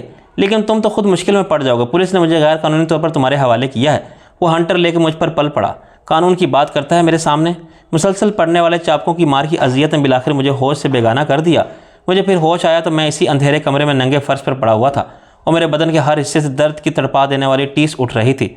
अब दिन निकल आया था। मैं दरवाजे के नीचे से दिन का उजाला देख सकता था, लेकिन कुछ देर बाद दरवाज़ा खुला तो मुझे पता चला कि वह ट्यूब लाइट की रोशनी थी। इस तहखाने में दिन के उजाले का मुझे मार के क्या मिलेगा तुम्हें सिवाय तसल्ली के? लेकिन तुम खुद मुश्किल में पड़ जाओगे। पुलिस ने मुझे गैर कानूनी तौर पर तुम्हारे हवाले किया है। वो हंटर लेकर मुझ पर पल पड़ा। कानून की बात करता है मेरे सामने। मुसलसल पड़ने वाले चाबकों की मार की अजियत ने बिलाखिर मुझे होश से बेगाना कर दिया। मुझे फिर होश आया तो मैं इसी अंधेरे कमरे में नंगे फर्श पर पड़ा हुआ था और मेरे बदन के हर हिस्से से दर्द की तड़पा देने वाली टीस उठ रही थी। अब दिन निकल आया था। मैंने दरवाजे के नीचे से दिन का उजाला देख सकता था, लेकिन कुछ देर बाद दरवाज़ा खुला तो मुझे पता चला कि वो ट्यूब लाइट की रोशनी थी। इस तहखाने में दिन के उजाले का गुजर भी नहीं होता था। यहाँ हर वक्त रात रहती थी। एक बार फिर रब नवाज एक मुसल्लह मुहाफिज और लाली के साथ अंदर आ गया। इसने मुझे एक बेरहमाना मुस्कुराहट के साथ देखा। वक्त तुम्हारे लिए कितना बदल गया है शाह आलम। तुम जेल में एक लाश मांगने वाले किस हालत में फ़र्श पर पड़े सिसक रहे हो। मैंने कहा, मैं अपनी मुसीबत को अल्लाह की तरफ से आजमाइश समझता हूँ। तुम्हें अंदाज़ा हो जाना चाहिए कि मैं तुम्हारा जितना अच्छा दोस्त था इतना ही अच्छा दुश्मन भी था। दिल नवाज बहुत बड़ा दुश्मन है और वो मुझसे बहुत मुख्तलिफ है शाह आलम। मैंने कहा, यह झूठ है और झूठ ही रहेगा, ख्वाह मेरी ज़ुबान इकरार करने पर मजबूर हो जाए कि मैं दाढ़ी वाला जिन हूँ।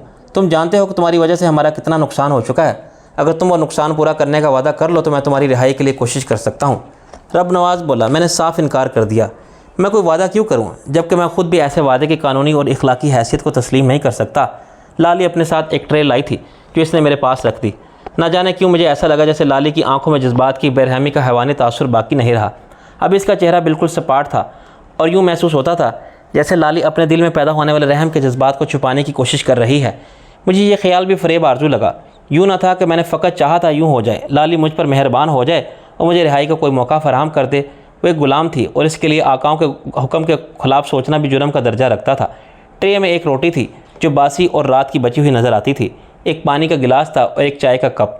मुझे अपनी जेल में असीर रखने वाले नहीं चाहते थे कि मैं जिस्मानी नाताकती के सबब कैद हयात से निजात पा सकूँ।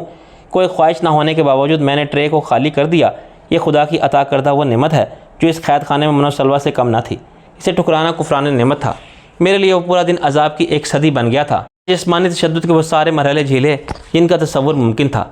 दिल नवाज ने कई बार मेरे जिस्म पर अपनी सवाकी का मुजाहरा किया।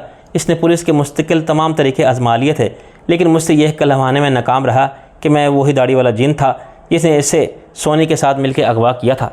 इसे भी जैसे जिद सी हो गई थी कि मेरी ज़ुबान से सुन के रहेगा। इसने मेरे जिस्म के ज़ख्मों पर नमक मिर्च वाला पानी डाला, मुझे मिर्चों की धुनी दी, मुझे यक ठंडे पानी में डुबोया और मेरे जिस्म को सिगरेट से दागा। इस अजियतनाक अमल के दौरान मैं कई बार बेहोश हुआ और 2 बार होश में आया तो मैंने खुदा से इस्तकामत के सिवा कुछ नहीं मांगा। बिलाखिर ये पुरअज़ाब मरहला तमाम हुआ। आखिरी बार जब मुझे होश आया तो मैं किसी बेडरूम में था और मेरे जिस्म पर साफ़ सुथरे कपड़े थे। मेरी जिस्मानी हालत भी बेहतर थी और मेरी अजियत भी कम महसूस होती थी। गालिबन मेरे जिस्म पर ज़ख्मों को मंदमिल करने वाली दवाओं का लेप किया गया था और मुझे दर्दकश दवाएं इंजेक्शन के ज़रिए दी गई थी। मैं समझ गया कि अब मुझे पुलिस को वापस करने का वक्त करीब है। कानूनी तौर पर रब नवाज मुझे सही सलामत वापस करने का पाबंद था। जब मैं इसके हवाले किया गया था तो मेरे जिस्म पर तशद्दुद का कोई निशान नहीं था, मगर अब मेरा पूरा जिस्म अजियत रसाई की रोंगटे खड़े करने वाली कहानी कहता था। लेकिन इससे रब नवाज या इसके बेटे को फ़र्क नहीं पड़ता था। इन्होंने पैसा खर्च करके मुझे पुलिस से ख़रीदा था और रिमांड के 2 दिनों में एज़ा रसानी के वो सबब तरीके आजमा लिए थे जो पुलिस थानों में एतराफ़ जुर्म कराने के लिए इस्तेमाल करती है। इल्ज़ाम अगर आता तो पुलिस पर। पुलिस जिस्मानी रिमांड के पीरियड में तफ्तीश कैसे करती है ये अदालतों के इल्म में भी था। चुनांचे अब किसी ज़ेर तफ्तीश मुल्ज़िम की ख़राब हालत देखकर बेशतर अदालतों का रद्दअमल कुछ भी नहीं होता था। अगर अदालतें सख्ती से कानून पर अमल दरामद कराते हुए पुलिस को 3rd डिग्री के हरबे इस्तेमाल करने से वाकई रोक दें तो शायद जितने जराइम का सुराग अब मिल जाता है इससे निस्फ में भी पुलिस को कामयाबी ना हो। लेकिन माशरे में अर्तकाब जुर्म की शरह दुगनी हो जाए। मुजरिम जेल से इतना नहीं डरते जितना तफ्तीश के दौरान पुलिस की हिरासत से डरते हैं। रात के वक्त रब नवाज फिर मुसल्ला मुहाफ़िज़ के साथ और मेरे पास बैठ गया। तुम बहुत ज़िद्दी आदमी हो, तुम कह सकते थे। मैंने कहा हाँ, अगर मेरी कज़ा आई होती। वो बोला दिल नवाज को यकीन है कि तुम ही वो दाढ़ी वाले जिन हो और तुम्हें इसके यकीन को देखते हुए भी ऐसा ही समझना पर मजबूर हूँ। मैंने कहा गोया तुम्हारी भी ज़िद है कि मुझसे मनवा के दम लोगे। वो बोला दिल नवाज ने हिसाब लगाया है कि तुम्हारी वजह से हमें इस 6 लाख पाउंड के अलावा कम से कम 1 करोड़ का नुकसान हुआ है। 6 लाख पाउंड के भी पाकिस्तानी करेंसी तकरीबन 2.25 करोड़ बनते हैं। अगर तुम 4 करोड़ अदा कर दो, इस पर रजामंदी ज़ाहिर करो तो तुम्हारी जान छूट सकती है, और अगर मेरी ना मानो तो फिर तुम हमेशा मुश्किल में रहोगे। अभी तो तुम सिर्फ 2 दिन के मेहमान थे। सुबह मजिस्ट्रेट तुम्हें जुडिशल रिमांड पर भेज देगा। जिस तरह पुलिस मेरी मर्ज़ी के ताबे है, इसी तरह जेल में भी मेरी मर्ज़ी चलती है। तुमको शायद दौलत पर भरोसा होगा या फिर कानून पर, लेकिन तुम्हारे लिए A क्लास होगी ना B। तुम C क्लास में आम मुजरमों से हालात में ज़िंदगी गुजारोगे और जो कुछ तुम्हारे साथ होगा इसकी खबर कोई बाहर पहुंचाने वाला नहीं होगा। तुम्हारे अखबारी दोस्त तुम्हारी कोई मदद नहीं कर सकेंगे। जो कुछ रब नवाज कह रहा था गलत नहीं था। वो जेल के अंदर मेरी ज़िंदगी को अजाब का जहन्नम बना सकता था, और इसमें कोई शक नहीं कि जेल के अंदर की दुनिया का बाहर की दुनिया से ताल्लुक़ नहीं होता। रब नवाज की 4 करोड़ अदा करने का वादा वाली बात अहमकाना और मुज़ैक़ा खेज़ ज़रूर थी, मगर सिर्फ इस वादे पर मेरी निजात मुमकिन हो, इससे अच्छी बात भी नहीं हो सकती थी। मैंने कहा 4 करोड़ मैं कैसे अदा करूँगा? मतलब ये है कि अगर मैंने वादा करके जान छुड़ा ली। वो मैंने खेज़ अंदाज में सर हिलाने लगा। तुमने अच्छा किया। रब नवाज कच्ची गोलियाँ नहीं खेलता। तुम पहले भी मैदान मेरे मकरूज़ थे, मगर इस वक्त हमारे दरमियान एक कारोबारी मुआहदा था। अब मैं तुम पर एतमाद नहीं कर सकता। तुमसे मुख्तलिफ़ तारीखों के स्टाम्प पेपर्स पर एग्रीमेंट करूँगा, जिसकी रोज़ से तुम मुझे मजमूई तौर पर 4 करोड़ रुपये अदा करने के पाबंद होगे। तुम बहुत सी रसीदों पर दस्तखत करोगे और मेरी मर्ज़ी के मुताबिक तारीखें डालोगे। अगर बाद में तुमने अदायगी ना की तो दूसरे वसूली के तरीके अपनी जगह। मैं तुम्हारे ख़िलाफ़ सिविल सूट फाइल कर दूँगा। इसमें जितना वक्त चाहे लगे, लेकिन बिलाखिर मुझे तुम्हारे खिलाफ़ डिग्री मिल जाएगी। तुम इस डिग्री का क्या करोगे? चाटोगे? वो बोला मैं तुम्हारे बैंक अकाउंट मंजमद करा सकता हूँ, तुम्हें जेल भिजवा सकता हूँ। मैंने कहा 4 करोड़ रुपये अदा करते करते मेरी सारी ज़िंदगी गुजर जाएगी। झूठ मत बोलो, ये चंद सौदों का खेल है। अगर तुम अपने हिस्से का मुनाफा भी मेरे हवाले कर दो तो ज़्यादा से ज़्यादा 8 साल में कर्ज अदा हो जाएगा। मैंने ज़हमी मज़ाहमत जारी रखी ताकि शक ना हो, वरना 4 करोड़ क्या, वो 4 अरब का कर्ज अदा करने के वादे पर मेरी जान छोड़ देता तो मैं आंख बंद करके हर दस्तावेज़ात पर दस्तखत करने के लिए तैयार था। सालाना मुनाफा इतना तो नहीं होता। वो बोला एक तरीका और है। अभी तक इस कारोबार में सारा सरमाया मेरा था। अगर तुम एक पार्टनर बन जाओ, पार्टनर तो मैं हूँ, अभी तुम वर्किंग पार्टनर हो। अगर इतना ही सरमाया तुम्हारा हो जितना मेरा है, तुम्हारा काम दोगुना हो जाएगा। माल की फ़िक्र मत करो। फील्ड में सप्लायर ज़्यादा होते जा रहे हैं और मार्केट भी ओपन होती जा रही है।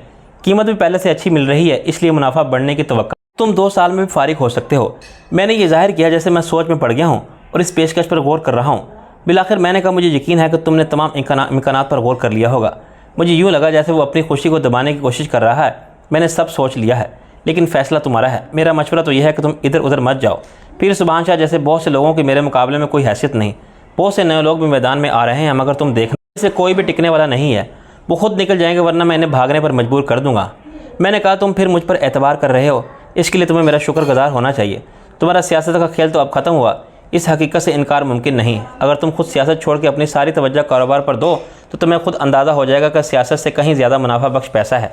मुझे देखो, मैंने पहले पैसा कमाया, फिर सियासत में आया और सियासत को बिज़नेस प्रमोशन के लिए इस्तेमाल। तुमने इसका उल्ट किया और नुकसान में रहे। खैर, अब तुम अपनी पूरी कोशिश करो, कम से कम अपने माली बहरान पर ज़रूर काबू पालोगे और मुझे यकीन है कि तुम्हारे हालात बिलाखिर ठीक हो जाएंगे।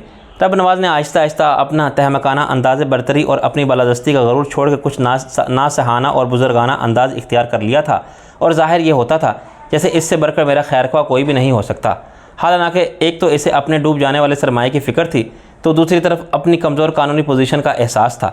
वो मेरे ज़रिए एक ऐसी बाजी को नई हिकमत अमली से जीतने की प्लानिंग कर रहा था जो बज़ाहिर इसकी हार की तरफ जा रही थी।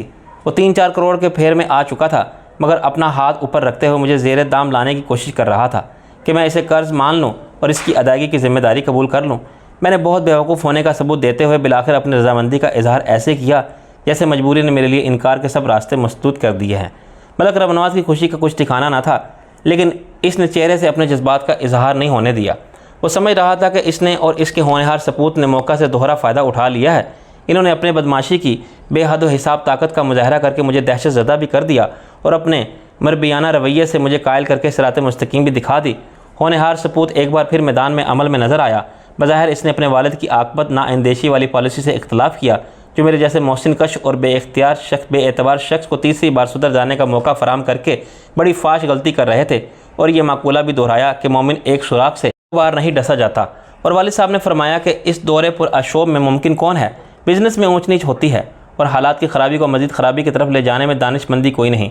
अगली सुबह मुझे फिर मजिस्ट्रेट की अदालत में पेशी के लिए जाना था, लेकिन हालात कुछ ऐसे बदले थे कि निस्फ शब को एक से फ़रीकी मुज़ाकरात का दौरा हुआ, जिसमें मेरे और रब नवाज़ के साथ SHO सलामत अली भी शरीक रहा। तय ये पाया कि पुलिस मेरा मज़ीद 3 दिन का रिमांड लेगी, तम इसके लिए मेरा बनफ़्स नफीस पेश होना बिल्कुल ज़रूरी नहीं।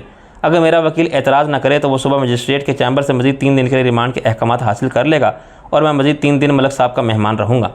सब कुछ तय हो जाने के बाद मैंने एक नुक्ता उठाया, मलक रब नवाज़, मुझे तुम्हारे प्लान के मुताबिक चलने में असूली तौर पर कोई एतराज़ नहीं, लेकिन अमली तौर पर यह कैसे होगा? 3 दिन बाद मुझे जेल भेज दिया जाएगा और मेरे खिलाफ कत्ल के 2 मुकदमा शुरू हो जाएंगे।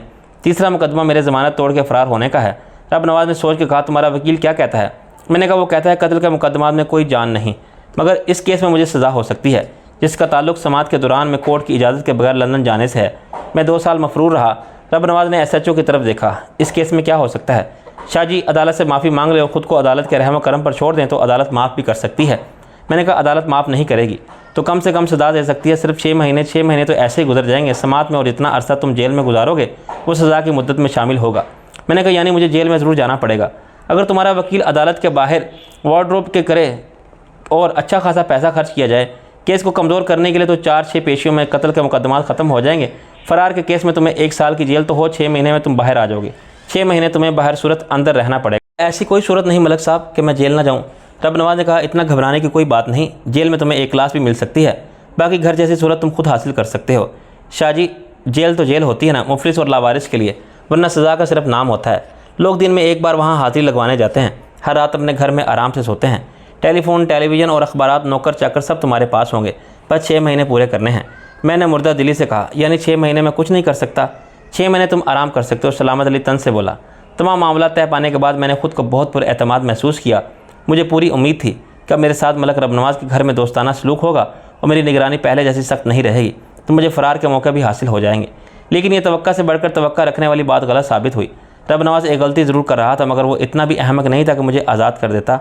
मुझ पर मुसल्ला पहरा भी रहा और मेरी नकलो हरकत अपने बेडरूम तक महदूद रही। सुबह मैंने फरीद अब्बासी से फ़ोन पर कहा कि वो अदालत में मेरी पेशी पर इसरार न करे। पुलिस आज मेरा मज़ीद 3 दिन का फ़िज़िकल रिमांड लेगी। लेकिन तू है कहाँ? मैंने कहा, मैं मलक रब नवाज़ के डेरे पर हूँ। क्यों? तुझे पुलिस ने वहाँ क्यों पहुँचा दिया? मैंने कहा, तो फ़िक्र मत कर, हालात सही सिमत में जा रहे हैं। वो बोला, कोई तुझसे गन पॉइंट पर ये सब कहलवा रहा है? हरगिज़ नहीं। क्या तू मेरे लहजे से अंदाज़ा नहीं कर सकता? बाकी सब लोगों को भी बता देना कि फ़िक्र और परेशानी की कोई बात नहीं। इंशाल्लाह 1-2 रोज़ में फिर सबसे मुलाकात होगी। फ़िलहाल कोई कुछ भी ना करे। फरीद अब्बासी खामोश हो गया। इसने बड़ी दूर अंदेशी नाम लिया कि शक पैदा करने वाली कोई बात नहीं की। इसने अंदाज़ा कर लिया होगा कि जब मैंने रब नवाज़ के डेरे से बात कर रहा हूँ तो ये गुफ्तगू रब नवाज़ भी सुन रहा होगा। मैं सारा दिन एक कमरे में रहा। वो मलक रब नवाज़ की हवेली का मेहमान खाना यानी गेस्ट बेडरूम था। ज़ाहिर है वहाँ आराम और आराइश के तमाम लवाजमात मुहैया थे और किसी भी चीज़ के लिए मेरा एक इशारा काफ़ी था, मगर इसके बावजूद मेरी हैसियत एक कैदी जैसी थी। एक मुसल्लह मुहाफ़िज़ हर वक्त मेरे सामने बंद दरवाजे से टेक लगाए खड़ा रहता था और इसे यकीनन ये हदायत होगी कि मैं बाथरूम के दरवाजे के अलावा किसी और दरवाजे का रुख करूँ तो मुझे रोक दे और मेरे ना रुकने की सूरत में मुझ पर गोली चलाने से दरेक ना करे। बेशक इसे ये हदायत भी दी गई होगी कि गोली चलाते वक्त वो सिर्फ मेरे पैरों को निशाना बनाए। रब नवाज़ इस बात का पाबंद था कि मुझे ज़िंदा सलामत अली को लौटाए। एक नर्स और एक डॉक्टर ने मुझे हर मुमकिन इलाज मुआलजे की सहूलत फराम की।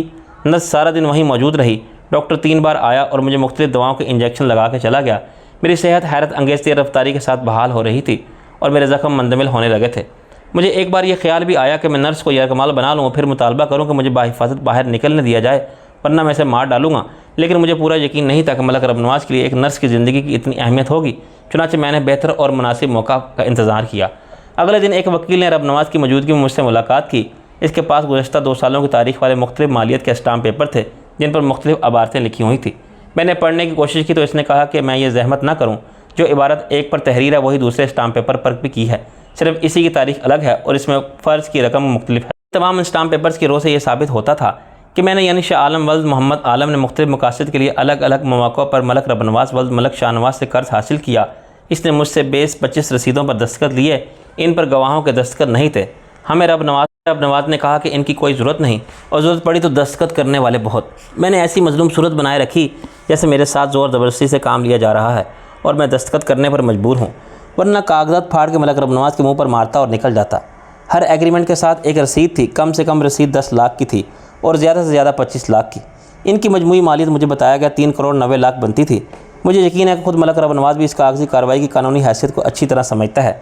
कोई शख्स अगर सारे मुआहदों से मुनकर हो जाए तो इसके खिलाफ वसूली के लिए दीवानी मुकदमा दायर करने के सिवा कुछ नहीं किया जा सकता। 3 करोड़ 90 लाख की मालियत हो तो मुकदमा सिर्फ हाई कोर्ट में जा सकता है, लेकिन अलग अलग मुआहदे करने का मकसद यही था कि 25 लाख तक का मुकदमा डिस्ट्रिक्ट जज की अदालत में पेश किया जा सके। इस पर लाखों रुपये की मालियत की स्टाम्प ड्यूटी लाजमी थी। इसके लिए लाखों रुपये वकील की फ़ीस में देने के बावजूद साल का इंतज़ार भी नागुज़ीर था। इसके बाद एक चांस ज़रूर था कि मेरे खिलाफ मजमूई मालियत की डिग्री ली जा सके और वसूली के लिए मेरी जायदाद और असासे नीलाम करा के और मेरे बैंक अकाउंट ज़ब्त करा के अदालती अहकामात पर अमल दरामद को यकीनी बनाया जा सके। अगर मलक रब नवाज़ ये चांस लेना चाहता है तो मुझे क्या एतराज़ हो सकता है। बसूरत दिगर मलक रब नवाज़ मुझे अजियत देता रहता या मरवा देता, तब भी इसे क्या मिलता। इस रात मैंने रिहाई के लिए कोशिश करने का फ़ैसला किया। यहाँ इसके लिए हालात ज़्यादा साजगार थे, वरना अगली सुबह अदालत का दिया हुआ 6 दिन का फ़िज़िकल रिमांड ख़त्म हो जाता तो पुलिस की तहवील से निकल के मैं जुडिशनल रिमांड पर जेल हुकाम के हवाले कर दिया जाता। बेशक पुलिस की हिरासत के बगैर बेशतर मुल्ज़मान के लिए जुडिशनल रिमांड एक बड़े अजाब के जहन्नम से बहुत कमतर दर्जे के जहन्नम में मुंतकिली होती है, मगर मेरे लिए आसमान से गिर के खजूर में अटकने के मुतरादिफ होता। पुलिस की हिरासत से भी फ़रार होना यकीनन आसान न था, मगर जेल से फ़रार होना तो अमलन नामुमकिन हो जाता है। सबसे अच्छे मौके मुझे मलक रब नवाज़ के गेस्ट हाउस में रूम में हासिल थे।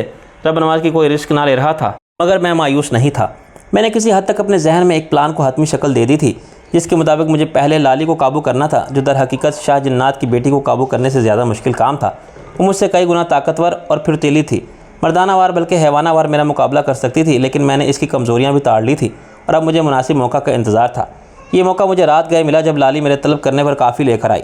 बाहर से इसके आने की आहट सुनकर मैं सोता बन गया। इसने काफ़ी का मग मेरे करीब एक मेज़ पर रखा और कुछ देर तजब्जुब की कैफियत में खड़ी रही। इसके साथ मुहाफ़िज़ बन के आने वाला क्लाशनकोफ का रुख मेरी तरफ किए खड़ा था। काफ़ी मंगवा के सो गया। लाली ने अजीब सी गराहट के साथ हलक से आवाज़ निकाली। मुहाफ़िज़ ने कहा, सो गया है तो जगा दे। लाली मुझ पर झुकी। इसका एक बाजू मेरे बाजू पर जम गया। मैंने खुदा का नाम लेकर इसे एकदम दबोच लिया। फिर इससे पहले कि गार्ड सूरत हाल की संगीनी का अंदाज़ा कर पाता, मैंने लाली को इसके ऊपर फेंक दिया। वो 6 फुट कद और 200 पाउंड वज़न की इस मखलूक के अचानक ऊपर आप पड़ने से संभल ना पाया। वो अपनी क्लाशनकोफ समेत नीचे दब गया। मैंने बेड पर से जुस्त लगाई और इन दोनों के ऊपर जा गिरा। वो भी उठने की कोशिश ही कर रहे थे कि दोबारा गिर गए। मेरा हाथ सीधा क्लाशनकोफ पर गिर गया और एक झटके से मैंने इसे अपने कब्ज़े में ले लिया। 1 सेकंड बाद मैं अपने पैरों पर खड़ा था। लाली बड़ी फुर्ती के साथ उठ के पलटी तो मैं बाएं पैर की एड़ी पर पूरा घूम गया और अपना दायां पैर घुमा के लाली के पेट पर रसीद किया। इसने हलक से एक खौफनाक गराहट की आवाज़ निकाली और लड़खड़ा के पीछे हटी तो खाली हाथ रह जाने वाले गार्ड से टकराई, जो मुझ पर हमला करने के लिए आगे आ रहा था। गार्ड दीवार से टकराया तो इसका सर तेज़ आवाज़ के साथ दीवार पर लगा। फिर मुझ पर हमला आवर हुई। इसके दोनों बाजू बड़े वहशियाना अंदाज में मुझे दबोच लेने के लिए आगे बढ़े हुए थे। मैं एकदम बैठ गया और नीचे से क्लाशनकोव का फौलादी बट पूरी कुव्वत के साथ इसके सीने पर मारा। इसके साथ ही मैंने इसके पेट में सर मारते हुए इसे ऊपर उठाया और वो चीख मार के मेरे ऊपर से गुजरी और बेड से टकरा के फर्श पर गिर गई। अब गार्ड मेरे सामने आ गया। मैंने क्लाशनकोव का दस्ता इसके सर पर रसीद किया तो उसकी एक ही चीख निकली, फिर वो ज़मीन पर ढेर हो गया। मैंने पलट के देखा तो लाली मुझ पर हमला आवर हो चुकी थी। इसने मुझे पीछे से दबोच लिया था और इसके वहशियाना कुव्वत रखने वाले लंबे लंबे बाजू मुझे बेबस कर रहे थे। लाली ने मुझे दबाना शुरू किया तो मुझे ऐसा महसूस हुआ जैसे मेरी सांस रुक जाएगी। मैंने एक हाथ की कोनी पीछे से इसकी पसली में रसीद की, फिर एक पाँव की एड़ी से पीछे की तरफ इसकी टांगों के बीच में शदीद ज़रब लगाई। एक लम्हे के लिए इसकी गिरफ्त ढीली पड़ गई। मैंने इसके बोझ को अपनी कमर पर उठा लिया और एकदम आगे झुक गया। मैंने और आगे झुककर सर को ज़मीन की तरफ यूँ झटका लिया जैसे मैं सर के बल कलाबाजी खाने वाला हूँ। लाली का बोझ आगे शिफ्ट हुआ तो मैंने सर ज़मीन पर टिका के एक झटका दिया और लाली की गिरफ्त से निकल गया। वो कमर के बल सीधी आगे गिरी और अभी पलटी ही थी कि मैंने क्लाशनकोव को दस्ता पूरी कुव्वत के साथ इसके सर पर मारा। सर के पिछले हिस्से में पड़ने वाली ये ज़रब फैसला कुन साबित हुई और लाली एक भयानक चीख के साथ नीचे गिर के साकत हो गई। अब सूरत हाल मेरे कंट्रोल में थी, लेकिन लाली ने अपने हलक से जंगली जानवर जैसी आवाज़ें निकाल के मुझे कुछ तशवीश में मुब्तला कर दिया। ये हो सकता था घर में रहने वालों को कानों तक ये भी चीख पुकार गई हो। वक्त ज़ाया किए बगैर मैं क्लाशनकोव उठा कर बाहर निकला तो सीधा जीने की तरफ दौड़ा। इस घर का नक्शा मेरे जहन में था और मैं एक प्लान के मुताबिक चल रहा था, लेकिन जीने से ऊपर पहुँच के मुझे अंदाज़ा हुआ कि ऊपर वाला दरवाज़ा बाहर की तरफ से लॉक है। मैंने दरवाजे पर दस्तक दी और लाली जैसी आवाज़ निकालने की कोशिश की। दरवाज़ा खोला। बाहर से किसी ने कहा, कौन है? मैंने कहा, मैं हूँ लाली। चंद सेकंड गुजर गए। इन्हीं चंद सेकंड में मेरी कामयाबी या नाकामी का इन्हिसार